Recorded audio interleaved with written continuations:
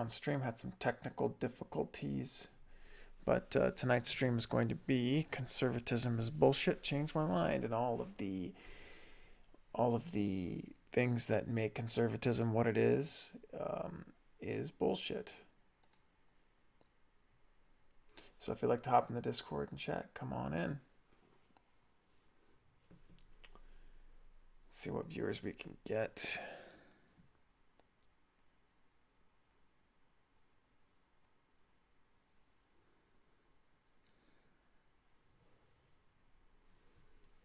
Stream quality is excellent.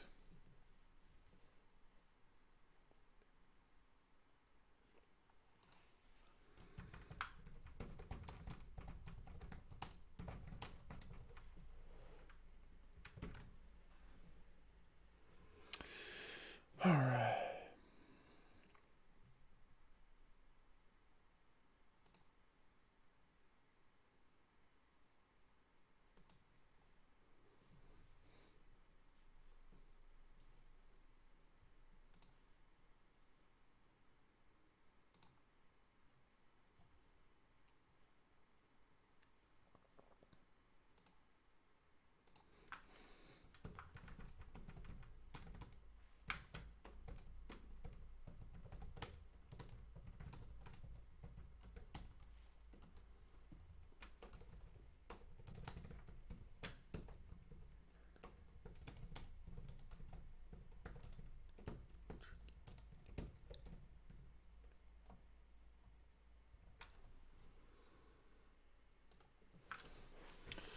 All right.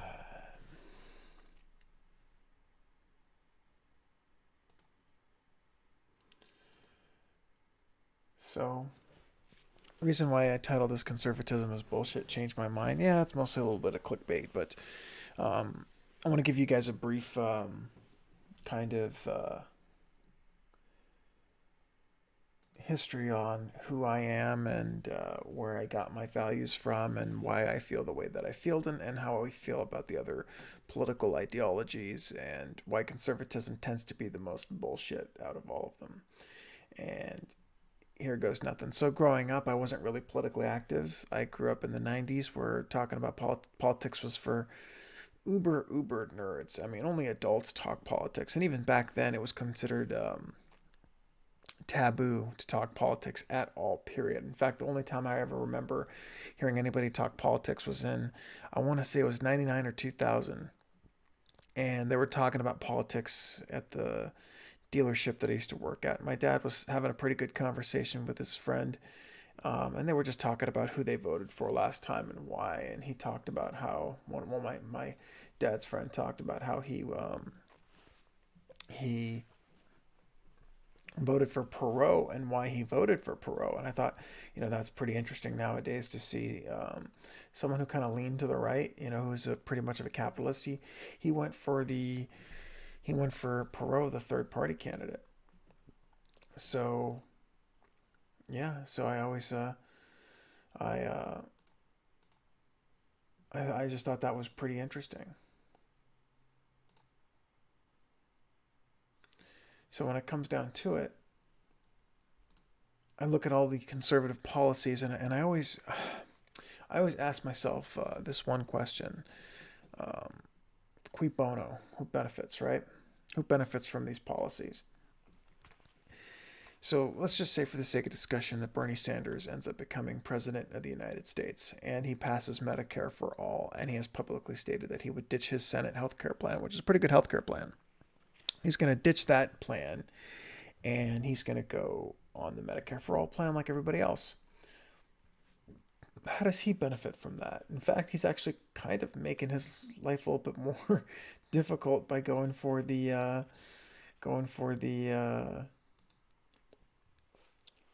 lesser of the two healthcare plans. The thing about Trump is and Republican policies is how they're benefiting. I mean, it's blatant. It's absolutely blatant how they're benefiting from all of this, and they're benefiting from giving their friends tax breaks. And by the time that they come out of office, people like Billy Tozen, they're going to have these cush jobs making millions of dollars, running a consulting firm. That's basically what consulting firms are. Is you've made so many friends in the private sector, you join a consulting firm where all you really do is show up in a shirt and a tie and kind of say, oh, you kind of need to go do this and you kind of need to go do that, and you charge big fees, and they're just it's kind of a way of bribing. It's kind of like hiring your son to man a desk that doesn't exist. Or they sit on a board of directors for making $100,000 a year. I mean, conservatives and Democrats do that too. Democrats do it as well, but it's pretty clear. Like, you see all these policies being enacted, and like, well, how are they actually benefiting from these policies? Or not? Democrats and liberals don't tend to benefit personally from the policies that they're enacting. They do it in the earnest belief that that's what's best for the American people. Whereas conservatives, what they do is they put the veneer that they actually care about the working class when it's just not true. It's just not true, and they know it. They know it. But it's a hell of a facade, and it works. It works because their target audience wants certain things, and they give them enough to kind of say, hey, here's your guns, and here's your Bibles, but we're going to kind of fuck you. Like, they're giving the thumbs up above the table, and they're giving the middle finger underneath. Like, yeah, you can have your guns and your Bible, but we'll make damn sure that you need 3 credit cards in order to pay for that ammunition. All right, we got someone in the chat here. Epic, welcome to the chat. To me, conservatism is the antithesis of ideology. Political ideologies are like libertarianism, the belief that freedom is good and more freedom is better. Basically, the egalitarianism, belief that equality is good and more equality is better. Basically, if you want to make conservatives sound bad, you can say they don't believe in anything, but you could also say they believe in what works. Sometimes more freedom works, sometimes less freedom works, sometimes more equality works. And I mean, it's not a bad point. I'm not going to sit here and say like every conservative stance is 100% wrong. It's just not true. With that being said, I'll go ahead and sometimes less equality works. So conservatism is not beholden to any ideology. Well, neither is liberalism in a lot of ways. And I'm talking about like classical liberalism or modern liberalism. Because they have... So I was thinking about this on the ride home because I knew I was going to come on here and debate, or at least talk about politics.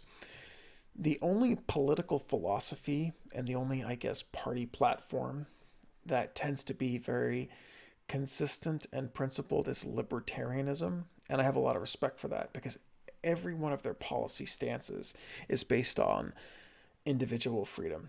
Every single one. We can go down the list. So fuck it, let's go down the list right now. I've got some time here. And then we're going to go down like the standard conservatism list and how it's not 100% consistent.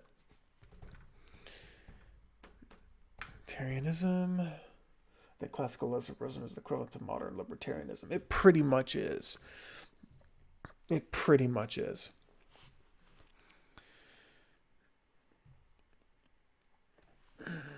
Libertarian Party stances. That's actually a pretty good one.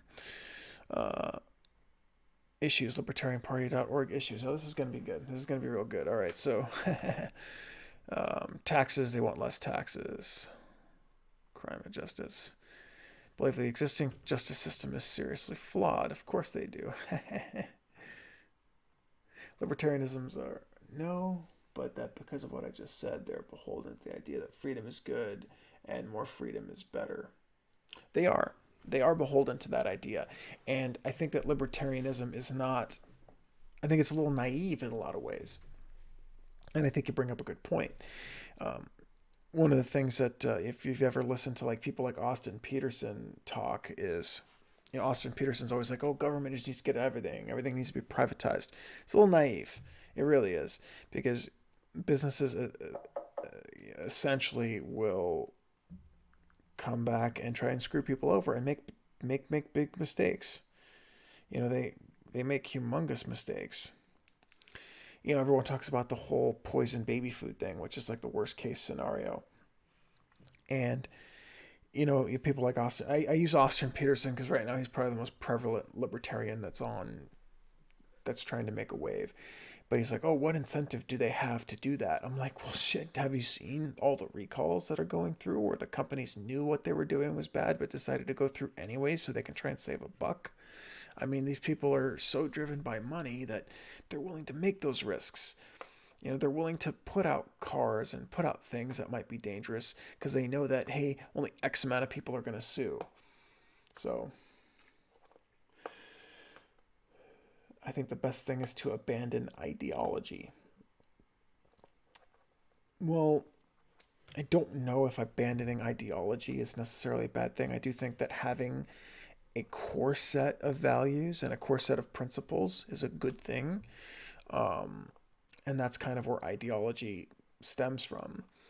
So I don't know if abandoning ideology. I do think a party loyalty is definitely something we need to abandon. Like, you shouldn't just be loyal to one party. We need government to regulate, especially to maintain the free market and prevent cartels. Absolutely. Absolutely. I couldn't agree more. I had this interesting chat. So I used to work in this building, and attached to our office building was a trade school. It's one of those, fly-by-night trade schools.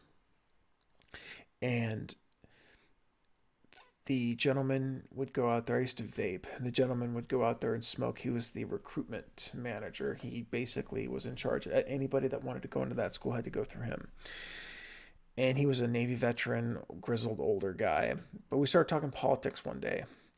And it was amazing what this guy was saying, because he was like, I am a Republican, but he had these amazing stances where he would say things like, the government needs to regulate stuff. We need referees on this world. We need referees. We need guardrails, because people are going to take advantage of stuff. And he talked about how he was encouraging people to go into HVAC because they had unions, because they would regulate the businesses because the businesses weren't being regulated by the government. And he would talk about things like, Social Security and Medicare are not entitlements. We pay into those things. So it's interesting to see that there are some people out there who might be Republicans that aren't 100% consistent. Mina, thank you so much for the follow. I appreciate it. Thank you so much.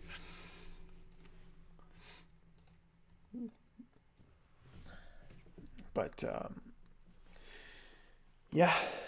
yeah, it's tough out there because I have a liberal, ideology. I do have some conservative traits. I think the biggest one that I have is, and it all stems from where I come from, is I started, my first job was in the car business. I was working at my dad's dealership. He was one of the managers of a dealership. And I was washing cars and organizing the lot. I was a lot boy making, $5.75 minimum wage an hour. And then I started, once I turned 16, I got my sales license, started selling cars, and I learned the value of a dollar very quickly and how to work for your dollar. But one of the most important things I learned was, in the car business, you are an at-will employee. They could hire you and fire you at any time for whatever reason. And it was a good thing for the business, because if you had someone there who was just not good at their job, you needed to get rid of them because they were going to hurt the business dramatically. One bad salesman could, get a customer to not sit down and negotiate and lose a deal. I mean, deals are worth thousands of dollars. So I do believe in kind of the conservative stance on employment. I believe all employment should be a privilege, even though we should make strides to make sure everyone can get employment that want to work and have assistance in those things. I think once you're employed, it's a privilege. And I think that, and I always use the reverse example, right? I hated DirecTV. I freaking hated DirecTV. And I got rid of it, right? I was giving them money. They were providing me with a service, and I had the freedom to get rid of them. And it's not like, how dare you get rid of DirecTV? The poor workers need their money. No, they weren't doing their job and providing the service that I wanted at the price I wanted to, so I got rid of them. It should work the same way. If I'm hiring you to do a job in my business and you're not doing a good job, or if I just don't want to pay you anymore, it's time for you to go. it is. It's time for you to go. And I shouldn't have to give you a reason. I shouldn't have to go to court for wrongful termination or any of that stuff. So that's where I'm conservative on because of my experience in the car business. If I didn't have that experience, I probably wouldn't feel that way. All right, let's see, chat. That, I think, is the point. Real conservatives can disagree on every single point because conservative is about how you arrive at a position, not about an end position. To say conservatism believes in small government and personal responsibility, I think technically is false. You like the free market. Good. So conservatism say they believe in small government, but they kind of don't. Conservatives are really big on like police and fire and military, right? And this is where conservatives are extreme hypocrites because the biggest arm of government, both internationally would be your military, right?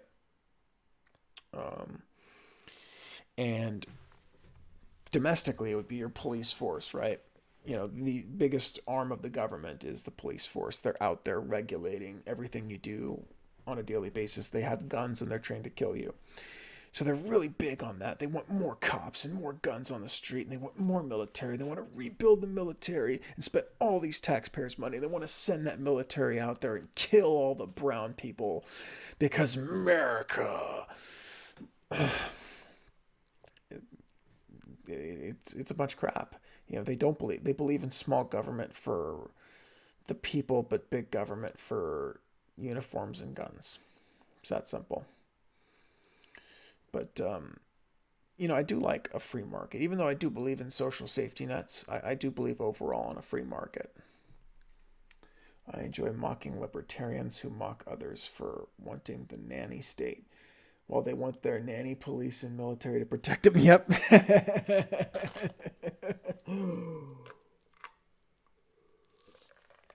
That's precisely it, right? Like conservatives are all about personal responsibility and free marketism, but we need more cops. We need a hell of a lot of cops, man. And the cops have to be armed to the teeth with their rifles.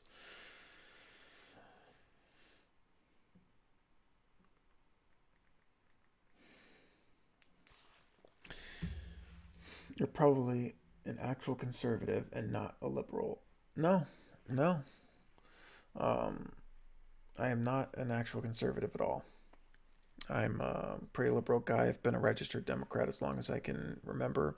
I did intern for a Republican when I was in college back in 2002, but he was my congressman from where I went to college, and my congressman at the time was a Republican. I was registered as an independent up until, I want to say, 04. And then I registered as a Democrat in 08. And I've been a registered Democrat ever since then. Why would you say that I'm an actual conservative and not a liberal?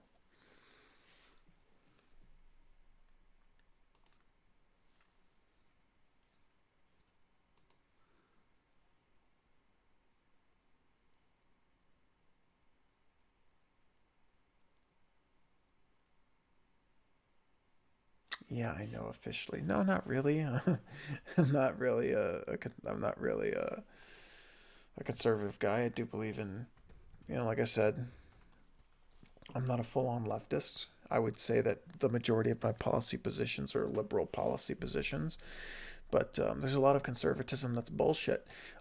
Let's talk economics, because you're not beholden to libertarianism or egalitarianism. You don't sound like an ideologue. I wouldn't say I'm an ideologue. I wouldn't say that at all. I would definitely say egalitarianism. I lean towards egalitarianism more than libertarianism, only because I think libertarianism is naive economically. I think socially, libertarianism is pretty much where I'm at. But economically, libertarianism is extremely naive. There are conservative Democrats. There are, but there's like very few of them. There used to be liberal and conservative wings of both parties. You had the Rockefeller Republicans up northeast, right? And then you had the Southern Democrats in the South, and a lot of the blue dogs in like the 80s and 90s, right? There's not that many blue dogs. I think the last one was Kathy Giffords. She was the last legit blue dog. But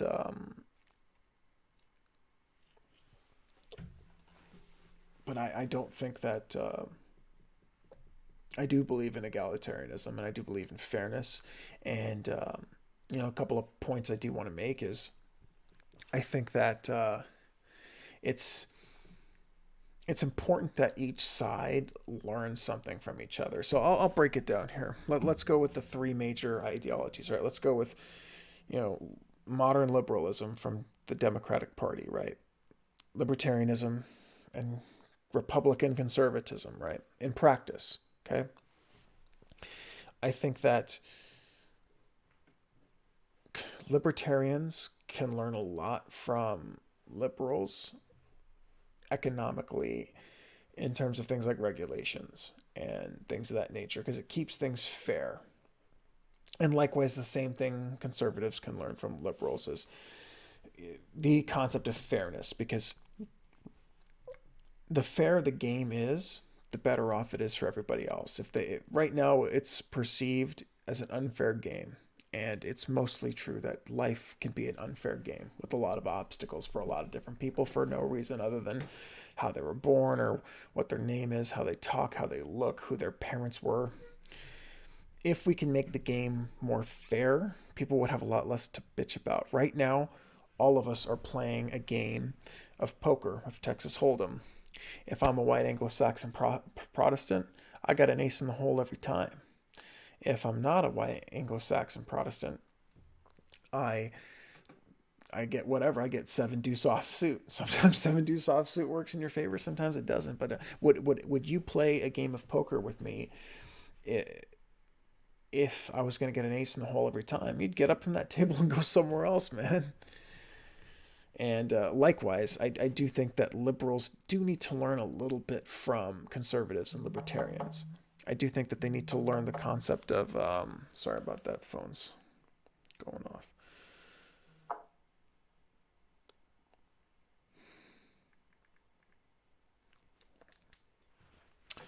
I do think that liberals can learn a lot from conservatives and Democrats in terms of just being tax and spend Democrats. I think that's just a really, really bad perception.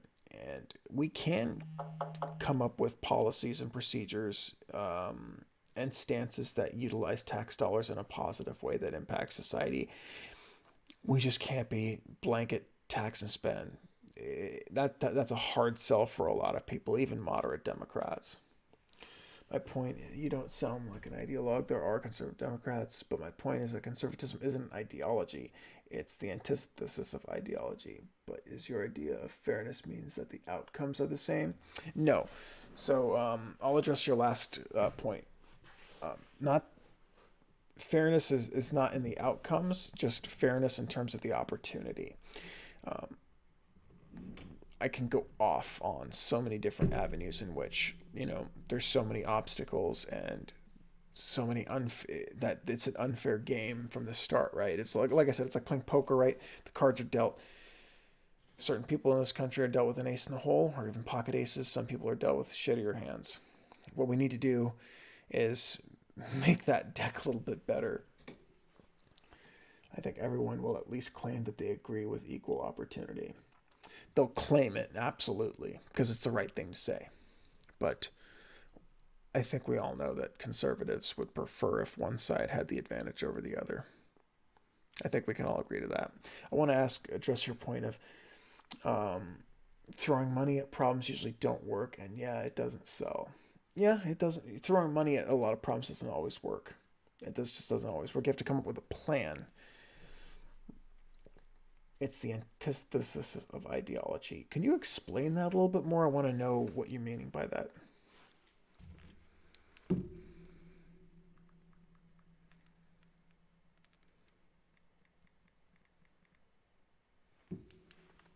We do make the deck better by having free public grade school. Yes and no. Um, Going to a public school in a richer area, you're going to get better teachers there. Go into a public school at a lower socioeconomic status, you're not going to get the best teachers. You're not going to get the best environment. So once again, for factors outside of a lot of these kids' control, it's an unfair game.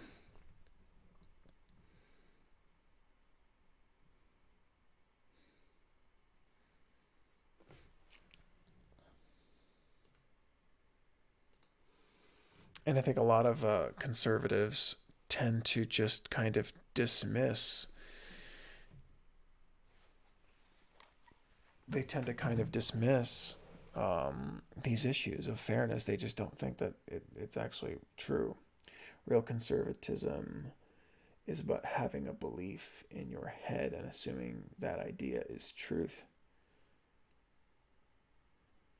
No, I think what real conservatism is, I mean, if you're a conservative, especially in America, you're inherently stubborn. It's part of the term. You're trying to conserve a certain policy because of, you know, whatever reason, right? You don't want to move forward. And sometimes that's a good thing. Most of the time it's not. Technology keeps moving forward, right? I mean, I'm pretty sure that you know, the fax machine was awesome, but we've moved on from the fax machine. I mean, there are inherent problems, obviously, infrastructure wise, and um, you know, a lot of other reasons why switching off the fax machine was a tough sell. But we got past that. You know, people got over it. Lots of brain dead folks out there. Absolutely, there's a ton of brain dead folks out there, dude. That's a pop definition of conservatism, and my point is the opposite of that definition.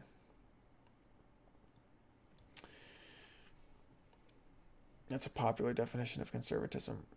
Well, it kind of, I mean, there's a lot of conservatives out there that are corporatists and crony capitalists, but in essence, you know, don't be an ideologue. They're the ones who are closed minded, in my opinion. Well, they are closed minded. They're closed minded and stubborn. That's inherently what conservatism is, and they talk these days. You got these idiots like Dave Rubin who are like, we need free marketplace of ideas, no less government, ideas, government. But yet he's like in bed with people that literally campaigned against him marrying his husband. So, because they couldn't stand two men getting married, they wanted to conserve what marriage looked like instead of just letting people be happy and equal. So, yeah.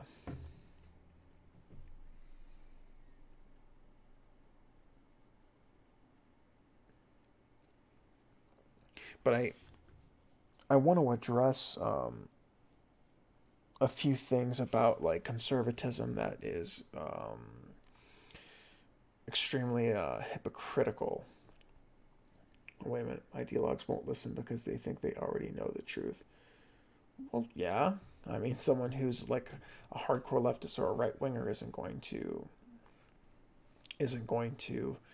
change their minds. And you know what we should listen to? We should listen to Bill Maher. He did an interview with Larry King. Let's see if I can find that on YouTube. I listened to it this morning while I was taking a shit. And what Bill Maher talks about is he talks about how you can't convince people anymore. No one is going to be convinced.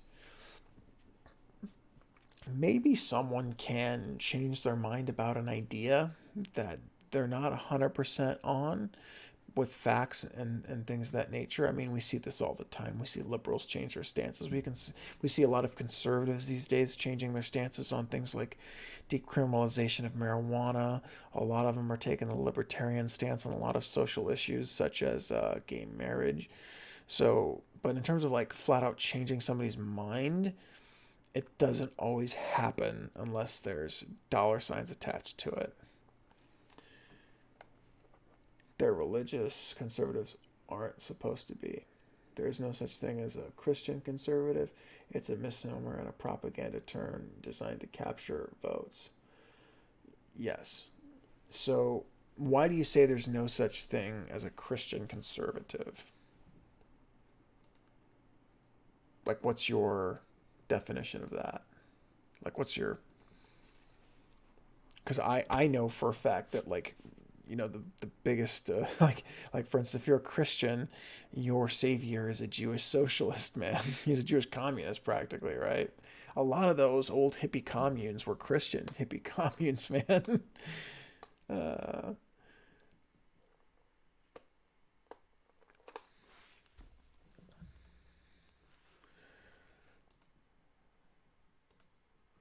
Christianity is ideology, and conservatism is the antithesis of ideology.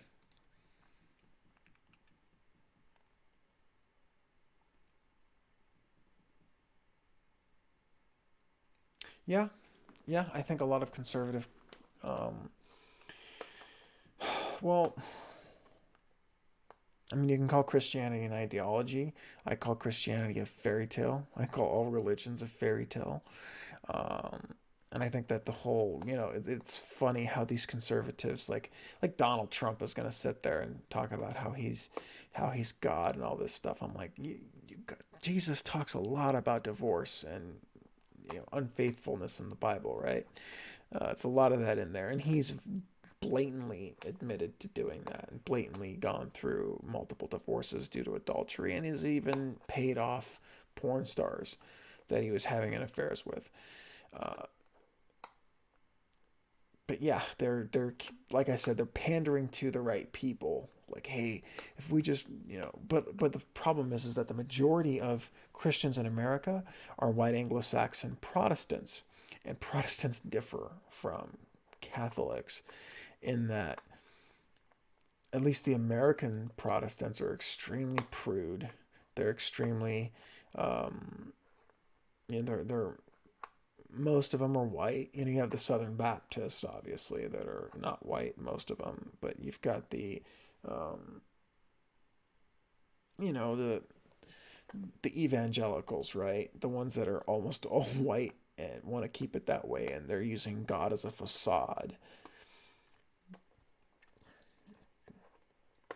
Mutually exclusive. I know this is not according to the pop definition, which is BS. Um, yeah, I mean that's definitely a point I hear a lot of people make. Um, but the hypocrisy of conservatism to embrace Christianity when Christ talks about healing the sick and taking care of the poor, and the conservative solution to taking care of the poor is let's lower taxes for rich people because don't you worry, man. They'll make sure that you guys are all employed. Yeah, they'll make sure that you're all employed for starvation wages, um, as opposed to the liberal economic policies, which most mimic what Christ talks about, which is making sure people have health care, making sure people are taken care of, making sure the poor don't suffer. There's always going to be a hierarchy in an economic system. There's always going to be poor people, but let's not make them suffer, right? Uh, like there has to be someone who's a custodian, right? There has to be someone that works at McDonald's. There has to be someone like the guy that came and fixed my phone on the screen on my phone. There has to be people like that in society, but let's not shit on them. Let's not make their lives horrible. Like they're not going to have the best stuff. There's not going to be people out there that have the best stuff, but let's not fucking make them suffer, you know? Let's not shit on them because what do you think is going to happen? They're all going to get together, start going to the ballots, and they're going to vote for Bernie Sanders. Now, I'm a Bernie bro myself, but for a lot of people, that's why. You cannot continue to shit on poor people because they will turn around and vote for people like Bernie Sanders.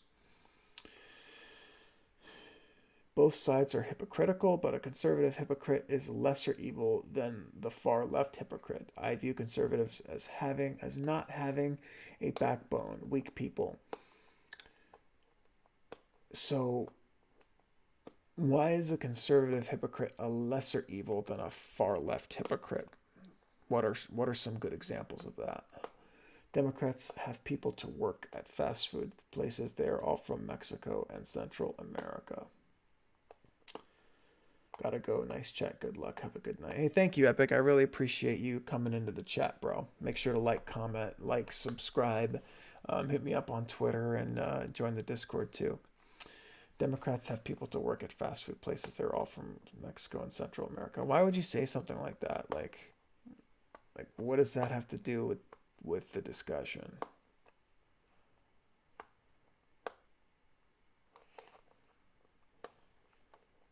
Like the point I was trying to make is that we all there's always going to be a hierarchy, and we just need to make sure everyone's comfortable, you know? Can't be perfect. Not everyone can have a Mercedes, but let's make sure that, people who do work tough menial jobs aren't starving and suffering. Let's make them comfortable.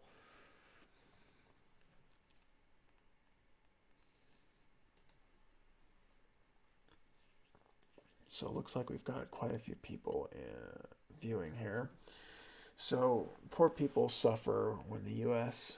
has trouble taking care of its own. Why take care of others from other places? Well, in actuality, if you must know, people that immigrate here from Mexico and Central America do the jobs that, white kids don't want to do. White kids don't want to work the fields in Bakersfield and Central Valley in California. They're the reason why almost the food you probably ate tonight was, 1/10 the price it should have been. If the tomatoes in California were picked by, white boys, they would have demanded higher salaries, unions. They would have demanded better benefits. It is what it is. You want a good supply of cheap labor. The hardcore conservatives, like the uber hardcore conservatives that are economically conservative, and libertarians have no problem with illegal immigration because they want a good cheap supply of labor, a good supply of cheap labor. The people who immigrate here illegally are not entitled to the same services that American citizens are. It's just not true. It's just one of those myths. And that is why conservatism is bullshit, because they keep perpetuating myths like that. That they're coming in here and they're sucking up all the welfare. Bullshit. If you're an illegal undocumented immigrant, you're not getting you're paying into Social Security, but you're not getting anything out of it. You can't apply for welfare. You can't apply for a lot of things. You're not entitled to Social Security disability if you're not a citizen. Nothing is better for cheap labor than second-rate disposable people. It's been that way for so long. Of course, Americans won't do those horrible jobs. Well, they used to, okay? They used to do those horrible jobs. And then what happened? They started unionizing, right? You had Upton Sinclair with the jungle. They started unionizing, and then all of a sudden, all of our products got way more expensive because the people who were doing those tough jobs in the meat packing plants, they wanted more money. So they unionized. And while I'm not 100% against unions, they tend to raise themselves out of jobs, and they crush the unions. So all these people that worked in all these union jobs and all these other manufacturing jobs had nowhere to work. And the only people willing to come in and do menial jobs for no union work is the people coming from places that are economically strapped and are suffering, politically. And I welcome them with open arms, man, because, those unions got crushed, not only because they raised themselves out of that job, but Reagan killed those jobs. So you want to blame people for illegal immigration, you blame Reagan.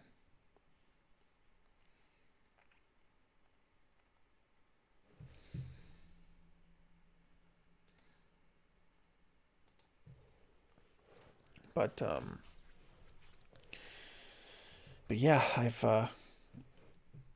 I've come to grips with the fact that I'll never ever vote for a conservative candidate ever. I've come to grips on that. It's never going to happen, just because there are just some core issues that I just can't get along with. There are some moderate conservatives I think could get my vote, but either way, the Democratic candidate tends to align with me on my own personal values that are unlikely to change.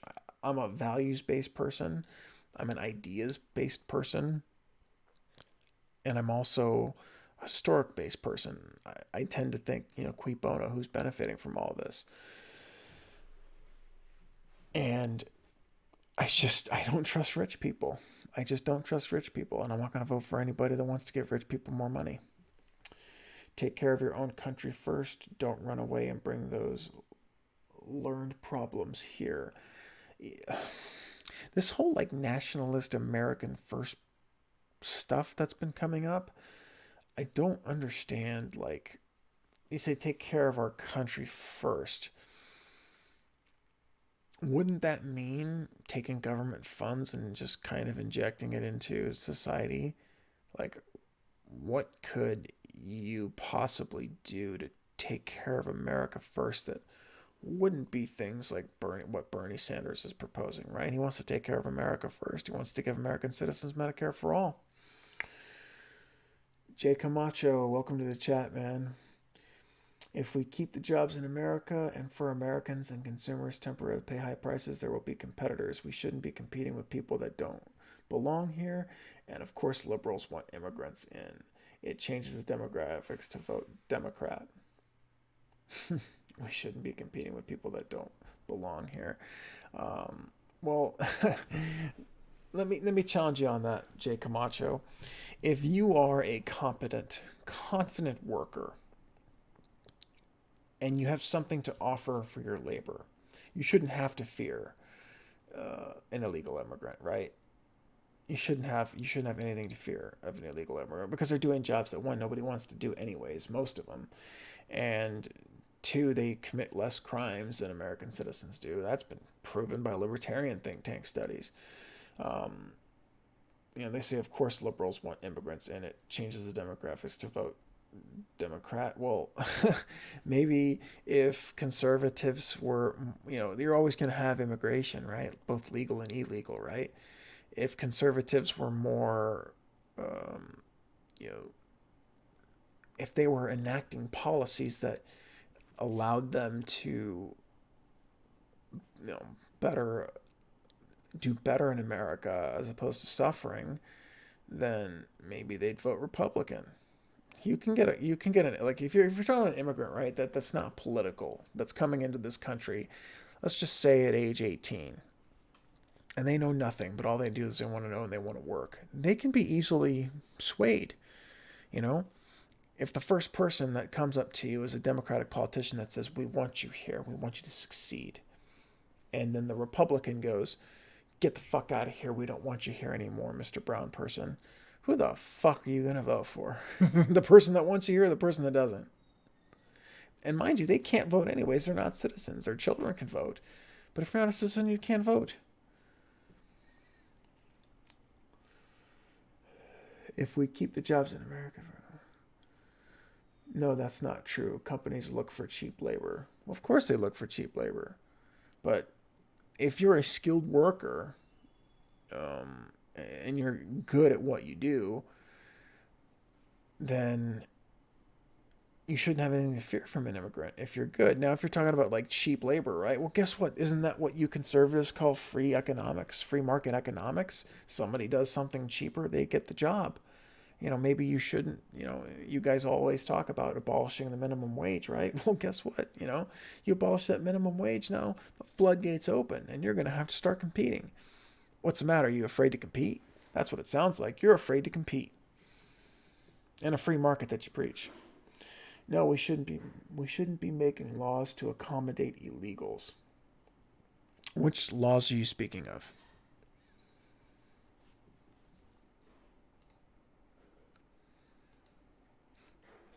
By the way, you guys are more than welcome to join Discord as well if you're feeling a little feisty.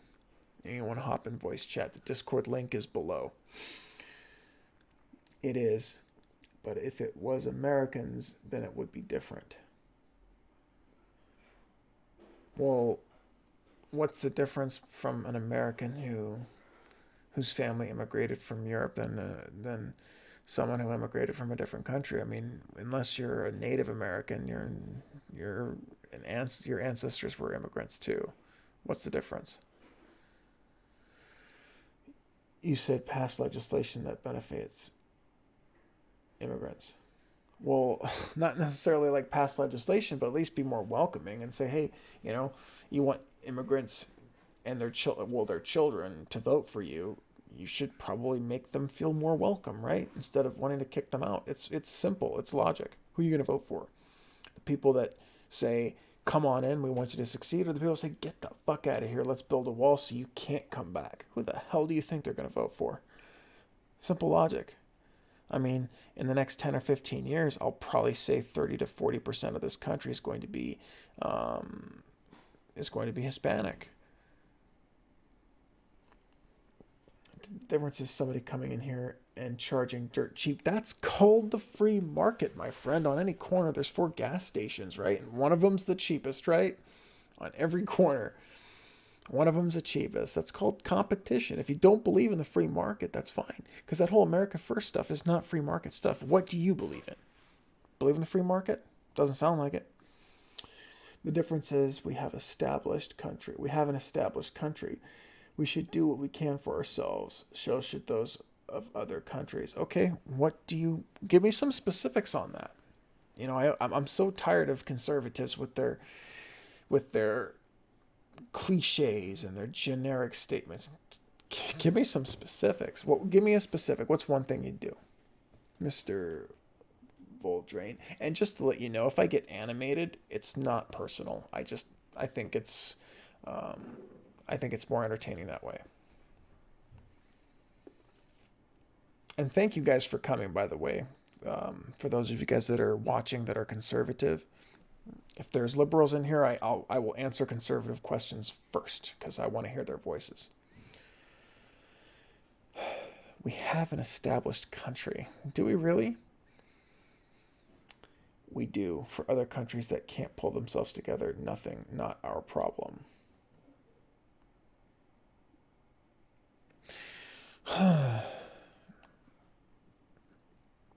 So you do realize right now that you're typing on either a computer or a phone or whatever you're typing on Twitch at.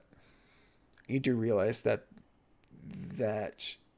electronic device is made of a lot of plastic, which is made of oil, which comes from Saudi Arabia. And you do realize that it was probably manufactured in China or Vietnam. No, because my wife is from Colombia and my dad was Mexican. I've seen those countries. So when they come here, we've seen the people they vote in.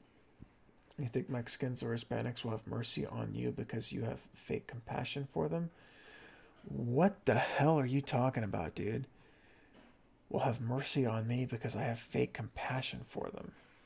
What the hell are you one of those guys? Like, are you coming from that Trump philosophy of all these people are going to come in here and hunt you down? Because let me tell you something here, okay? If you look at how random acts of violence play out these days with all these shootings and bombings and political violence, who's doing the majority of it? We've seen it, okay? We've seen it, all right? It's right wingers, okay? It's right wingers, okay? I am more afraid of Michael Smith and his arsenal of weapons that he keeps on hand, that he's going to end up shooting people at a concert, than I am of Roberto Hernandez. Okay, Roberto Hernandez just wants to work a job, make his money, and feed his family.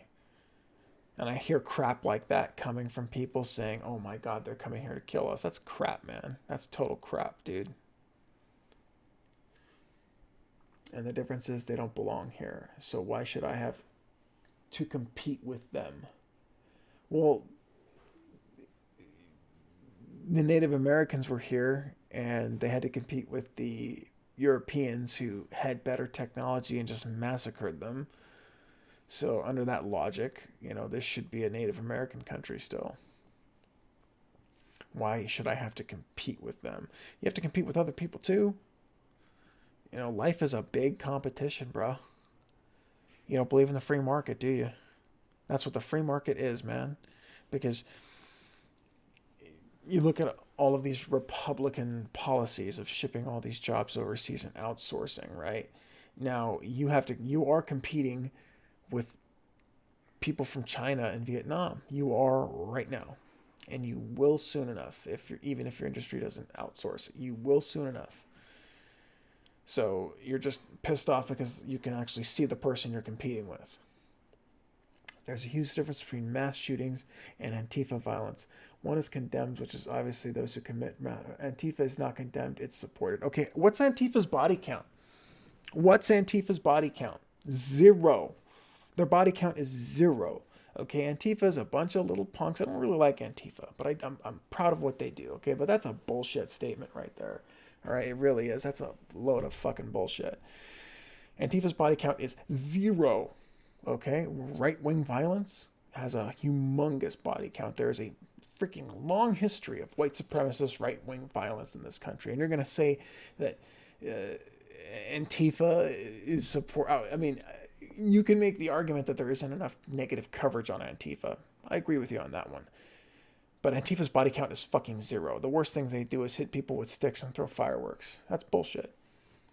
So you're going to Native American crap.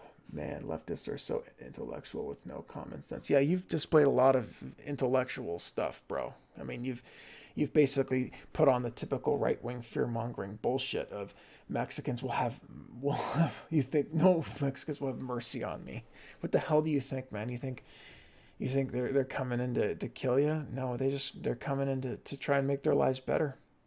Trying to make their lives better. And it's people like you that shouldn't have a I'm going to stop myself right there.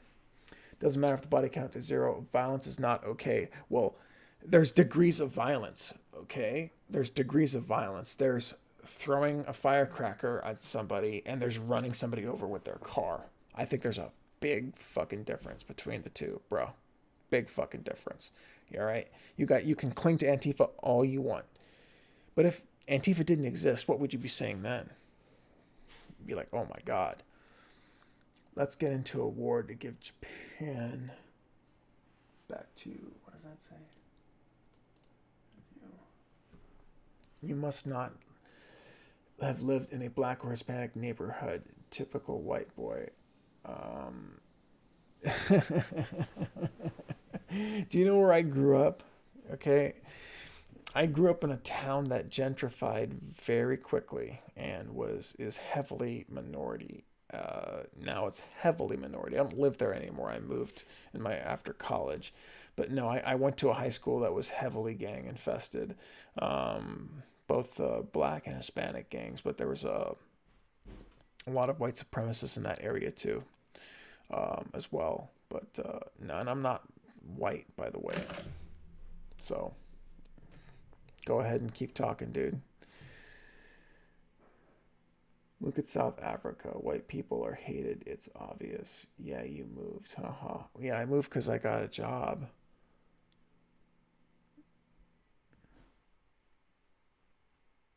And I couldn't pick where I grew up. Where you grow up is dictated by your parents. But hey, judging by what you say, I still can't believe you said that, man. You're very entertaining. Very entertaining, Mr. Camacho.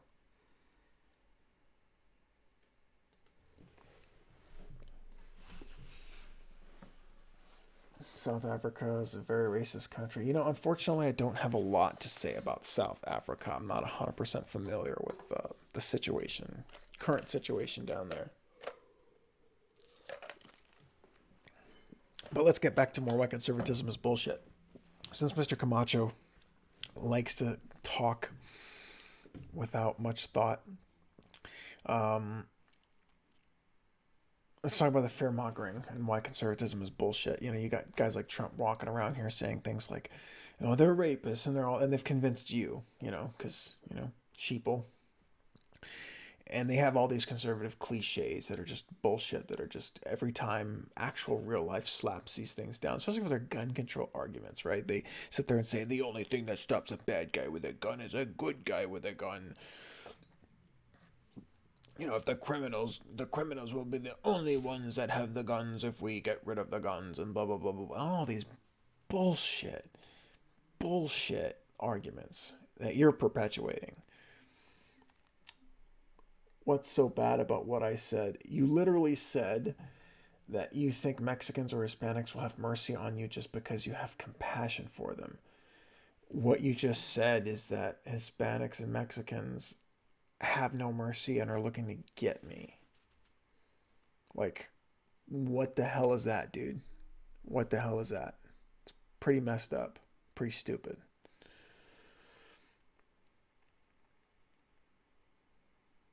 Trump's the only one who's had original thought. Trump does not have original. What original thought? He's got the same, with the exception of his hardcore immigration stance, which is a right wing populist stance. He didn't invent that stance. He's a generic conservative in a lot of different ways. He tends to kind of be populist economically in a lot of different ways, but he hasn't actually governed that way. Hasn't done anything for trade deals. He did kind of a little trade war with China, but he never actually did anything. He doesn't have any original thoughts. He's just perpetuating stuff he hears from far right people on Fox News. That's all he ever watches. Conservatives aren't trying to troll people. They just recognize failure when they see it, all coming from the far left. Recognize failure when they see it. I mean, I've recognized failure when I see it in pretty much every major conservative economic policy initiatives that has ever been enacted since the 1980s. They've all failed. Every single one of them. Even Bush 41 called trickle-down economics voodoo economics. Trump is not a career politician. It's why things haven't actually been done. We want to elect these people saying pretty words that might do one or two things, if anything at all. That's actually some truth to that. He's not a career politician, and that's one of the things that I've heard. I actually had a conversation with my cousin who thinks Trump is an idiot, but he has no problem with what he's doing, and one of the main reasons why he likes him is because he's not a politician, because he's tired of the whole political game. But unfortunately, he became a politician the second he announced his candidacy. He became a politician.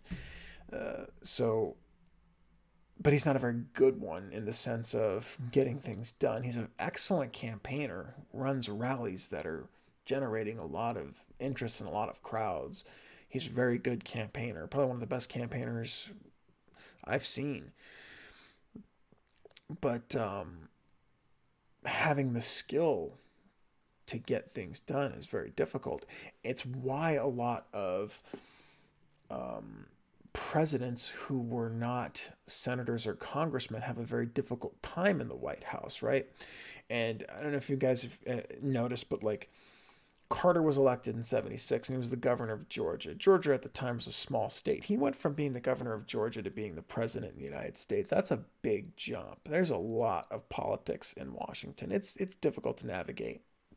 Even Reagan had a little bit of problems early on in the 80s, but he had a lot more support in Congress than Carter did. Clinton and Bush had big problems because they were governors that were elected to presidency. So I do think that a president should have some Washington experience, or at least have people around him that have Washington experience. Because the president doesn't have to know everything, right? And we expect the president to know everything. He just has to know what he doesn't know and get the right people around him to know that. And I think Trump put the wrong he put the wrong people around him, but he did put some, he put the wrong people around him essentially. He put, he would have Steve Bannon on one end and then he would have John Bolton on the other. Like, what the fuck is he doing? Because he's not a politician, he doesn't recognize that, hey, maybe I should have just hired someone to get my administration together.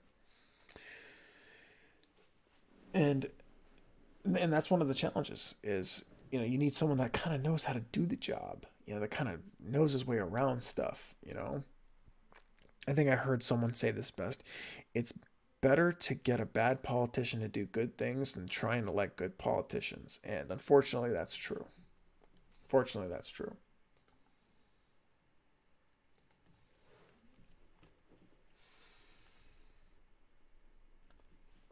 But, yeah.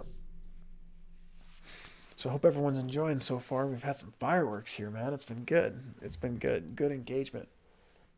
So we'll let chat. I don't want any more career politicians. I don't want to hear any excuses from a Democrat sending all jobs back overseas and saying this is the new just adapt. I don't want any more career politicians. Okay, so if you don't want any more career politicians, who should be in Congress and in the presidency? Like, not who specifically, but what types of people do you think should be in these positions and why? They're not looking to get you, but become the minority, have all the positions of power be taken by Hispanics or blacks. You'll see what they do to white people. It's not fear mongering, it's common sense. Now, when white people like yourself defend them, it makes you look weak. Like I said, I have a lot of Hispanic family, but it's obvious when I go to Colombia, Mexico, they don't like Americans, especially white ones. I'm white skinned. Okay, first and foremost, I'm not white. Okay, I'm not white. I'm mixed. Okay, mixed from two different ethnicities that are not considered white. So you've got that wrong there. Okay, maybe you can't see the color of my skin. Maybe you're, I don't know, I've got sufficient lighting in here. Secondly, I'm really glad that you would bring something like this up, because it goes to the whole, like, I guess you're one of those Lauren Southern type conservatives where you think that, the white race is being stomped out, right? And this is my problem with a lot of people, is that that's kind of why racism exists in America, is white people treated minorities so badly that as the minorities are now getting power and threaten to become the majority, you're afraid of that because you're afraid of what they might do to you if they get power. And I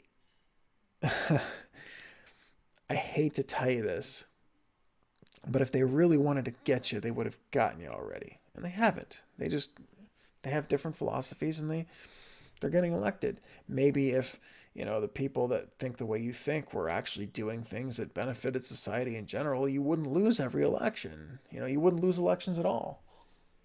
Who's the one president that got elected 4 times? FDR. I sound white. What the hell does that mean? Because I speak English, that I sound white? I'm the same. I'm half Mexican. More white people have been slaves than black people. Oh my goodness. Get the hell out of here with that crap. Do I know what an Okie is? Let's see what an Okie is on Urban Dictionary. Okie. Native inhabitant of Oklahoma, a migrant agricultural worker from Oklahoma who had been forced to leave during the Depression of the 1950s. Well, that sucks.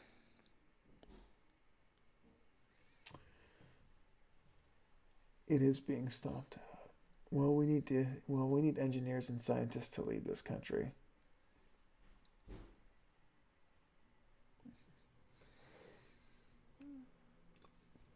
Well, I do remember Joe Rogan talking about how not one person should be president. It should be like a council that votes for a lot of these things, because that one person can't be in charge of all of it. Look what it does to people. Look what it did to like Clinton and Bush and Obama. It's like they ages them 50 years, all that stress. Okies were treated horribly. All white people treat other people badly regardless of race. Okay, so there was Okies out there. It sucks. And it shouldn't have happened. But I don't see how you can compare Okies to African American slaves. I just don't. So stop doing it, okay? Just stop. Stop trying to compare. I hear this argument all the time from people going, "Oh, there's people who are racist against white people. White people have suffered in America." Have they really? Have they really suffered that badly? No. Come on. You don't see those white people crying. Just shut the fuck up about the past and put up pussy. 100-year Trump dynasty. Wow, I guess we know what kind of ideologue you are. To assign horrible treatment to race is purely for social division and no other reason. African Americans actually one-upped from shitty Africa to America. And it looks like we've got our first troll on the stream. 100-year Trump dynasty. Drinking that Kool-Aid, huh?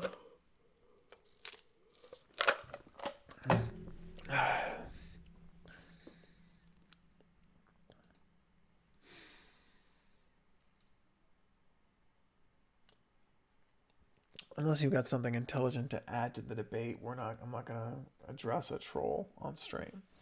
But chat, why don't we go for our next topic here? What do you want me to address about conservatism and why conservatism is bullshit and wrong?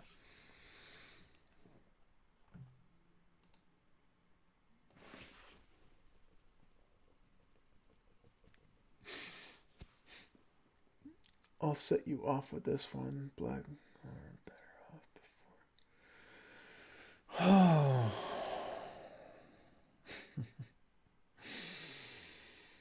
before. mm. Oh, Mr. Camacho, what are we gonna do with you, man? What are we gonna do with you? What are we gonna do with you, man?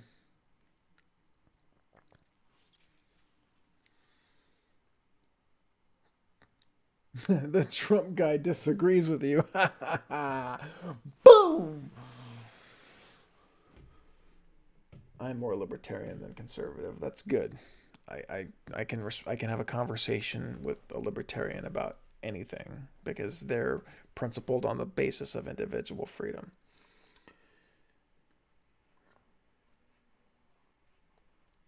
And there you go, Mr. Trump Dynasty. You've officially my first troll.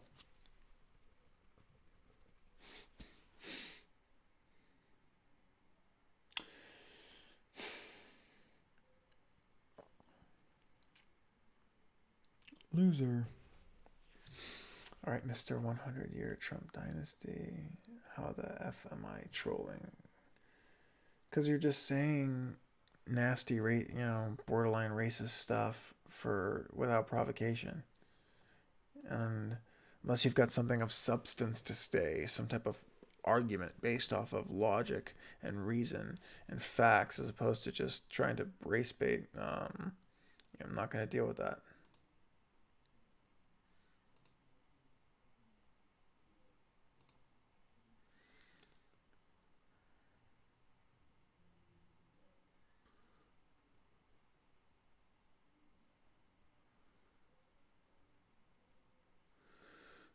No, it's not.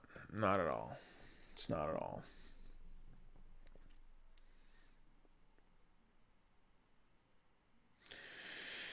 So what you're doing essentially is you're basically saying that all people have suffered, so therefore no one should gripe about it. Is that what you're saying? Well, there's degrees of suffering, right? Like if all of us are in a room, right, and one person gets shot in the foot, one person gets shot in the throat, one person gets shot in the arm. Oh, we've all been shot. Well, the guy who's been shot in the throat is probably gonna die.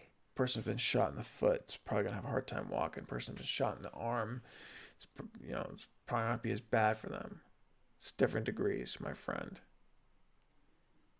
It's that simple mindedness that really irks me about conservatism. So simple minded. A person needs to study the past that happened to African Americans, split up families to increase government assistance, still done today by predatory welfare systems. Predatory welfare systems? The fuck are you talking about? Being a Roman or Egyptian slave was way worse than a slave in America. Well, I mean, you're talking like old school era shit where, you know, they barely had housing for them. I think we were a decent country and would have worked itself out in time. No, it did work itself out. It worked itself out because people protested nonviolently and made the civil rights movement probably one of the best things that's ever happened to this country. Because the great stain on America is slavery. Okay, straight up, it's the greatest stain on this country, and it's one of those stains that's not going to wash off. It's never going to wash off because we can't be the land of the free and home of the brave when for the first 100 years we were enslaving people. Okay? It's a stain. You need to accept it, that it's there, and accept it and learn from it. Not make excuses for it. Not try to pander it with whataboutism and go, oh, people suffered. And what about the Okies? Stop it. And there you go again. Slavery was everywhere. Well,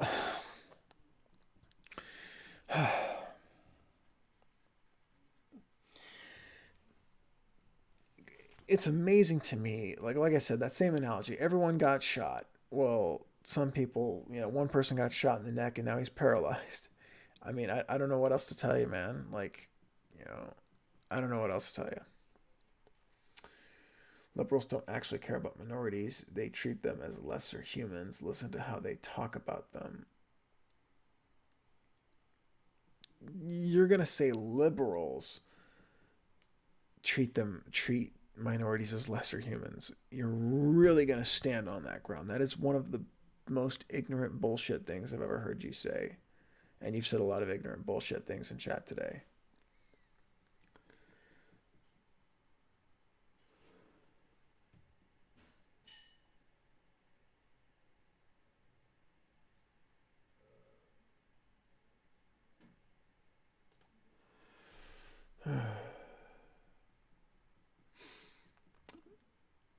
Free citizens, blind citizens, they were imported as products.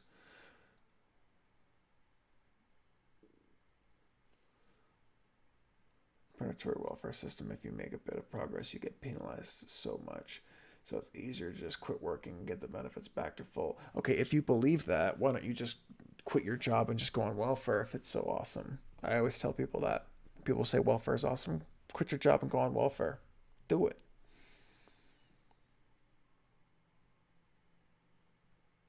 All slavery is bad, but there's different degrees of slavery. And the slavery that was utilized in America for the first 100 years of our country was horrible.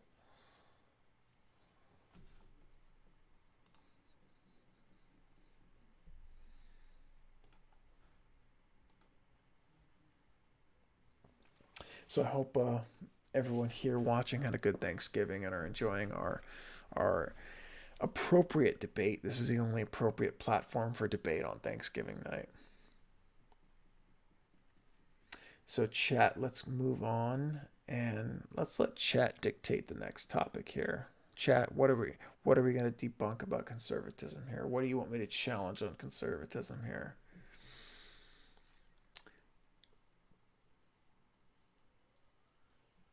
I don't think Mexicans should do the dirty work at all. I think they should do the work that they can, that are capable and willing to do. Some of them, not all of them, do the dirty work, so to speak. And I don't pander to anybody. I pander to economic security. I pander to egalitarianism. I pander to social freedoms.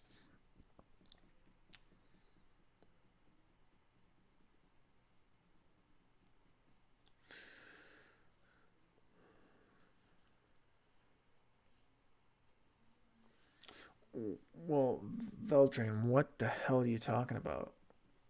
Like, what the hell are you talking about? Finishing a project? What the hell are you talking about? I mean, in a free market capitalist society, people that do bad work get punished. And we have a pretty well free market system that punishes people that don't do good work very often. I think that there are it's not as free market as it could be, but for the most part, people who do bad work get punished. So I don't know what the hell you're talking about. Me the heck out of it and support yourself.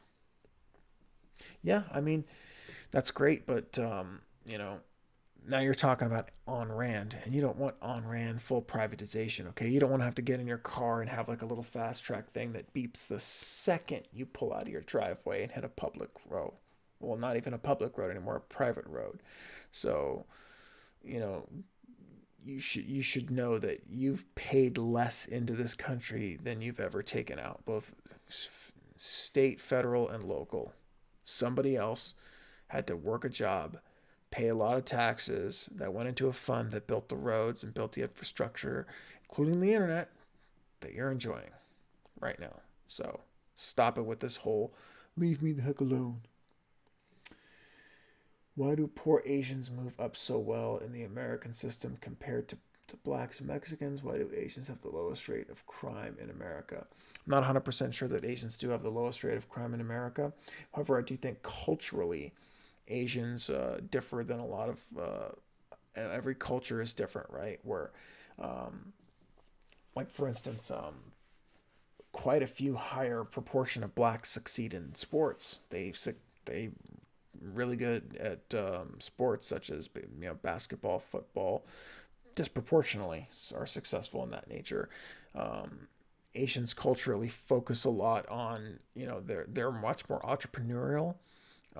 That's why they're the ones that tend to own the smaller businesses pretty much everywhere. Like, you know, so they tend to do well because that's a cultural thing.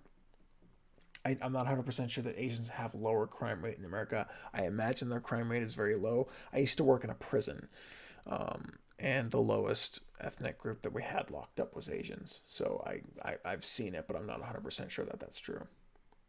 I think I read a statistic that Arab Americans and Indian Americans had the lowest crime rate.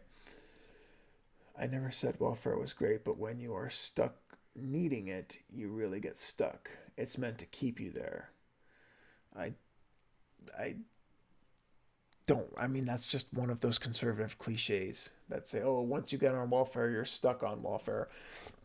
If that were true, then why are there less people on welfare in Scandinavian countries when they have a much higher social safety net, when it's actually much more for their unemployment benefits? I think in Denmark is like 80% of your salary, where in the United States, or at least in most states, it caps at like 60 or 65%.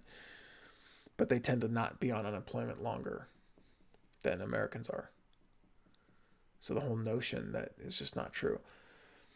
It's the system. If you're a minority groups, you have to work 3 times more to be successful. For example, I have to get 3 degrees, one to experience to score the same job as well. Yep, absolutely right, dude. The Emperor 90, you're absolutely right. A lot of people don't understand the obstacles that come in the way of a lot of people in this country.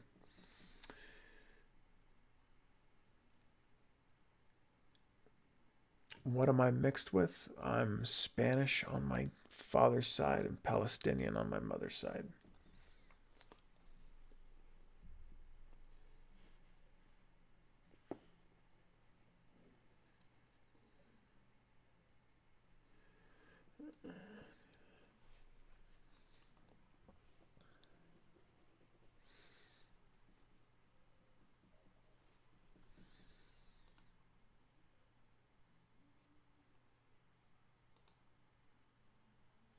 Highly educated urban gangs. Nope, they are very uneducated. No, it's not even high school. You walk in for a job that needs at least high school diploma, or you will get turned down.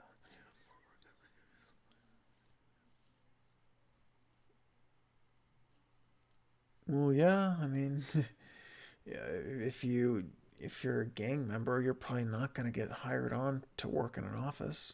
You're covered in tattoos. That's probably not an image a company wants to take in. What what's your point on that?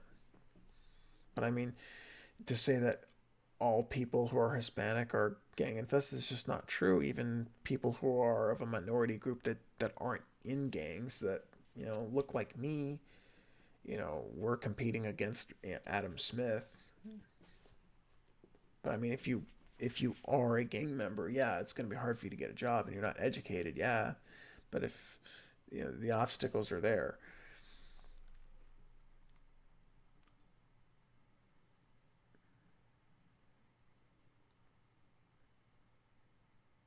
I did grow up in a poor neighborhood. I grew up in poor neighborhoods in the Los Angeles area.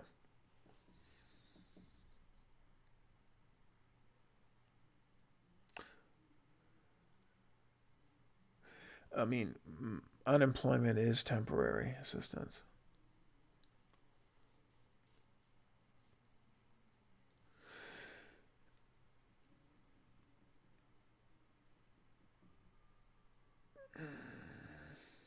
Well, Trump took over an economy that was booming because of two major policy decisions that Barack Obama initiated, okay? The Affordable Care Act and the stimulus package. I'm sick and tired of people trying to say Trump had anything to do with this economy. He had nothing to do with this economy. In fact, most of his policies are destined to force this country into another great recession. So knock that shit off, okay? Obama. Okay, so let me tell you something here, okay? Ever, since Reagan, okay, and Bush 41, the Republicans, with their voodoo fucking economics, have destroyed this country economically, and a Democrat has to come in and clean it up, okay? Clinton had to come clean up Reagan and Bush's mess, okay? Bush 43 came in, fucked it all up. And then Obama had to come in and clean it up. And guess what? Once Trump's gone and fucks this shit up, a Democrat's going to come in and clean it up. Mark my words. We'll do it again. That's all we ever do is clean up Republican mess. And you know it because it's true. And Trump's riding this wave of Barack Obama. Every time. Bush took over a freaking budget surplus from Clinton. Thank you very much. The fuck kind of surplus is Trump going to leave in?